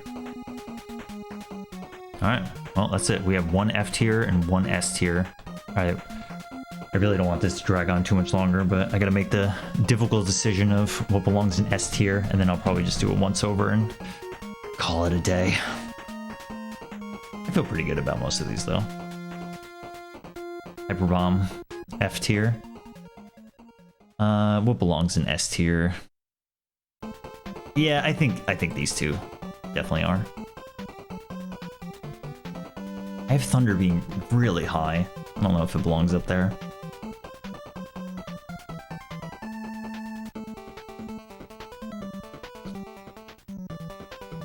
What do I think about these?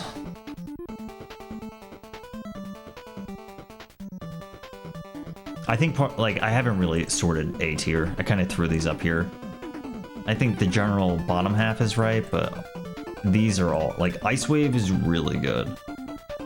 I don't think it's as good as some of the others here, though, so it's probably like this. Probably that. Aeroshot, yeah. Yeah, I don't know. Flame Blast is maybe a little lower. Water Shield, Thunderbeam. Trying to think if I'm missing any other super obvious S tiers. Am I really gonna say, I mean, this is conveying that I think Junk Shield is the best classic Mega Man weapon. That's kind of tough to stomach. I don't know.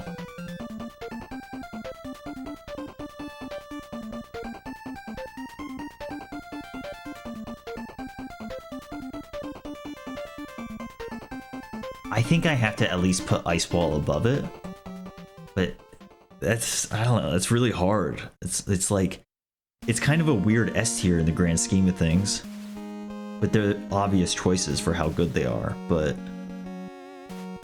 you kind of you would think that like someone asks you what the best weapon in Mega Man is, and you say Ice Wall.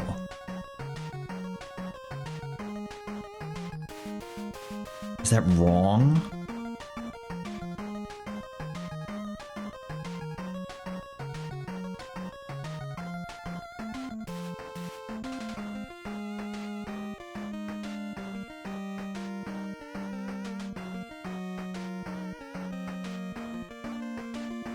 Alright, I mean, I'm pretty good with these three being S. Alright, A tier.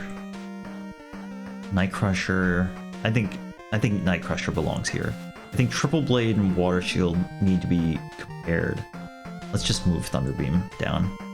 Thunderbeam is really, really good in Mega Man 1. It's super good.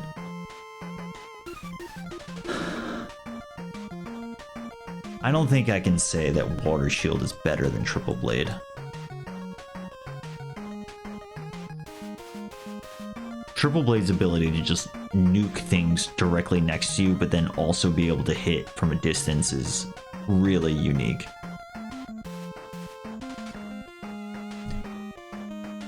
I think I put Ice Wave above Night Crusher, and I think I also put Aeroshot, yeah. That's really splitting hairs, but yeah, I think that's right.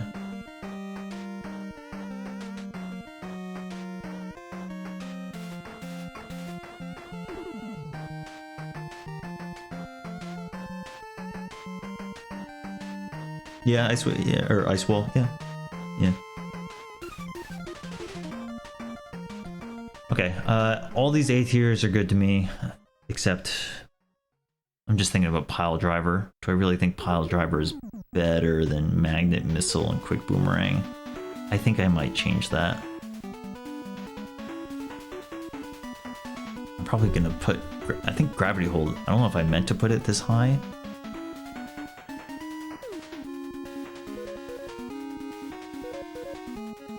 I think I'm gonna move these up. I think I maybe put Piledriver a little too high. It's really good, but I'll probably put Bounce Ball up here too, yeah. I'm trying to even out the tiers a bit, but these seem good. I think Laser Trident being the top of B tier sounds right to me. Jewel Satellite ended up being pretty high. I think it's not that high. I moved it up from C tier before. I just never went back to placing it. It's probably somewhere in the bottom of B tier, but yeah, that's right. Yeah, Astro Crush. I think Astro Crush deserves its high B spot. Flash Bomb is good. Firestorm is good. I think this is good. Shadow Blade. Yeah. Do I think Shadow Blade is really better than Gemini Laser? Or, sorry, worse. Yeah, probably. Yeah, Triple Blade is second. Yeah, totally. Like, not many weapons have that quality of just... You can unleash it on anything. Almost everything.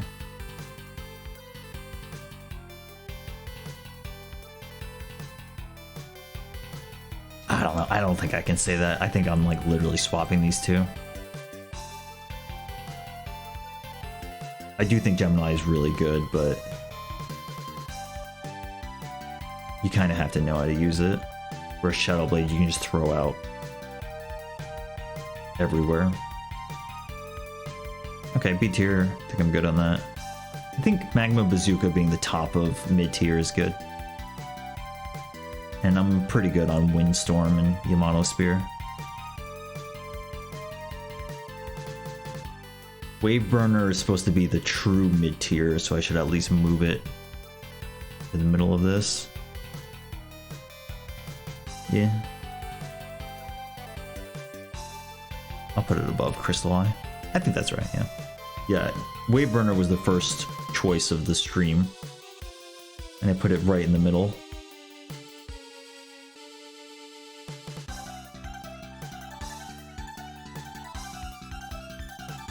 Okay.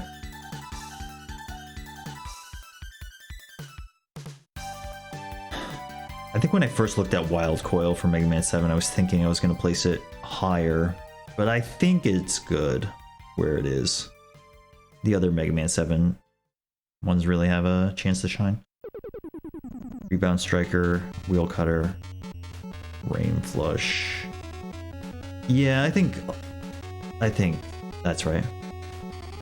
Getting into D tier is like, these weapons aren't terrible, but they're kind of outclassed.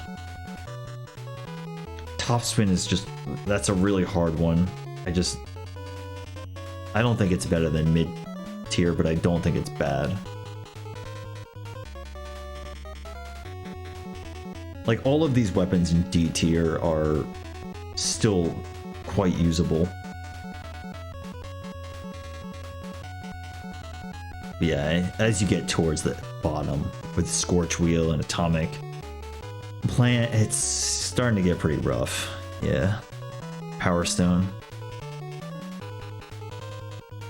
Okay, I mean, that's basically it. Is anything else deserving of F tier? Hyper Bomb is really bad. Yo, nice song. I think Spark Shock might be the worst weapon. For pretty obvious reasons.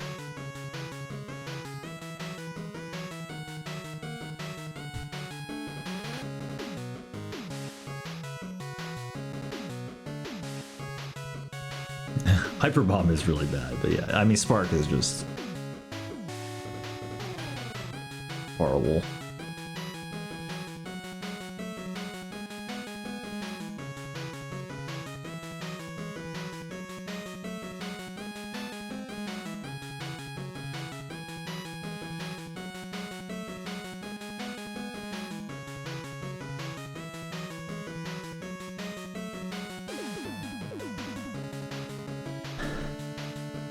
Just do a quick pass per game.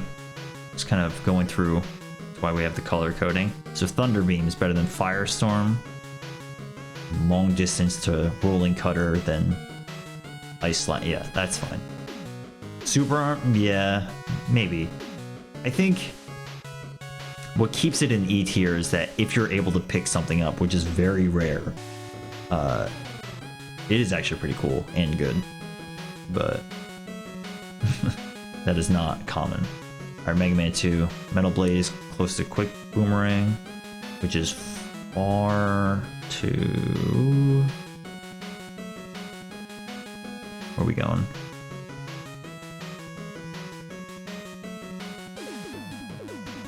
Is it Air Shooter? Yeah. Pretty big distance. But yeah, those two being a class of their own for sure. Air Shooter. And then, yeah, there's a lot at the bottom here. I'm missing one, but D tier has Bubble Lead, Atomic Fire, Time Stopper, oh, Leaf Shield, and then Clash Bomb, yeah. Yeah, and I do think that Leaf Shield is the best of that set. For sure. Okay, that's good. Mega Man 3. Magnet Missile at the top. Yeah. Into Shadow Blade, Gemini, then Needle and Search. Yep. Hard Knuckle at the bottom of mid-tier. Topspin, and then Spark Shock all the way at the bottom. That's good. Or Flash Star at the top, definitely. Aeroshot close by. And then Drill Bomb. I do think Drill Bomb is better than Dust Crusher. Yeah, and pretty close by is Dive Missile and Rain Flush. Skull Barrier is definitely lower, but not horrible. That's right. Mega Man 5. What is Mega Man 5's best weapon? Probably, it's got to be lower average than the rest. It's yeah, gravity hold, yeah. And then gyro attack, crystal eye, star, crash. In mid tier, napalm bomb, charge kick, and power. Yeah, yeah, that's right. Best weapon is Mega Man 5's best weapon is gravity hold. Yeah, that's yeah. It is really good, and gyro attack is pretty useful. Yeah. Okay. Mega Man 6's best weapon is Night Crusher.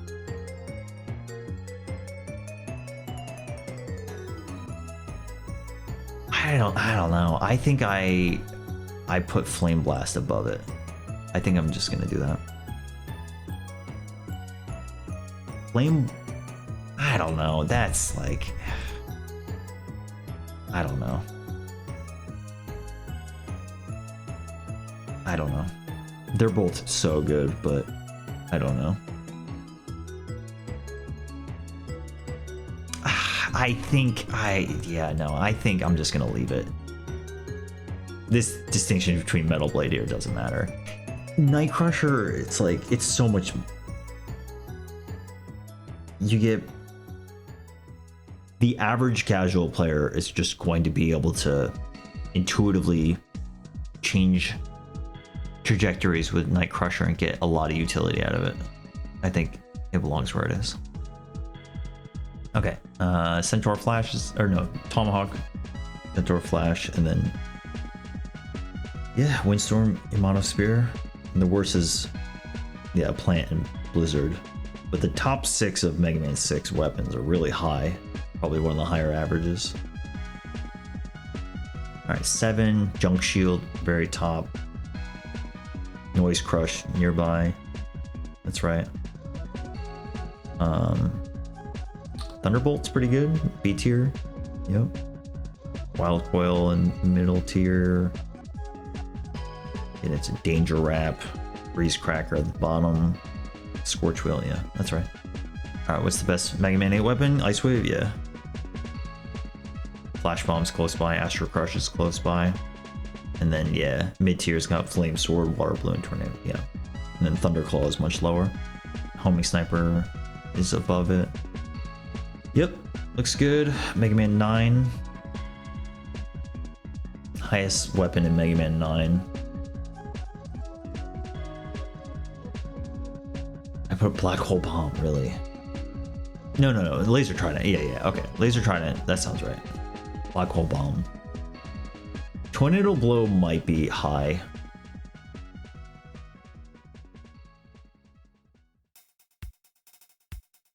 I think it's high. I think it's too high.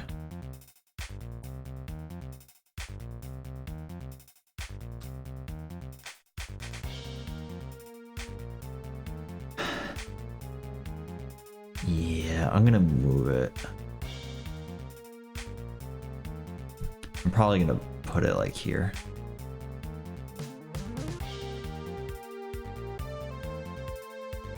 It is good, but I don't think it's better than Magma Bazooka or Concrete Shot. Alright, that's fine. And Plug Ball, Hornet Chaser. Do I think Plug Ball is better than Hornet Chaser?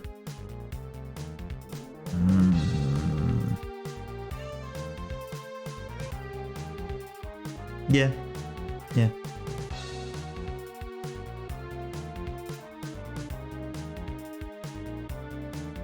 They're definitely better attacking options, but yeah. Okay. Mega Man 10. Triple Blade, very high. I think I'm putting Triple Blade in A or S tier. I think it earns it. And Water Shield is right next to it. Yeah. I have Solar Blaze pretty high. Solar Blaze might be a little high. 2 weapon ammo. It's a bit much. Nah, I'll just leave it. It's fine. I'm gonna put it down a little bit. Yeah. I would say Flash Bomb is better, yeah. It is good though. It is. It's good.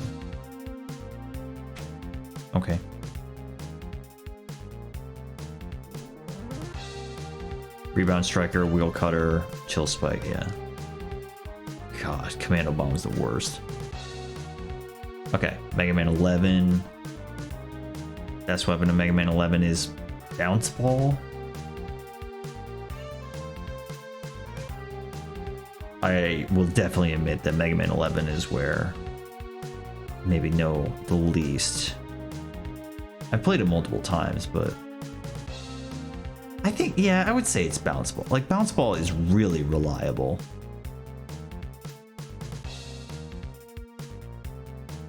And Piledriver, Block Driver. Yeah, I mean, they're all pretty... Mega Man 11 is probably one of the best placing. Yeah, it actually might be the best overall placement. Its worst is Scramble Thunder. Yeah, it probably is.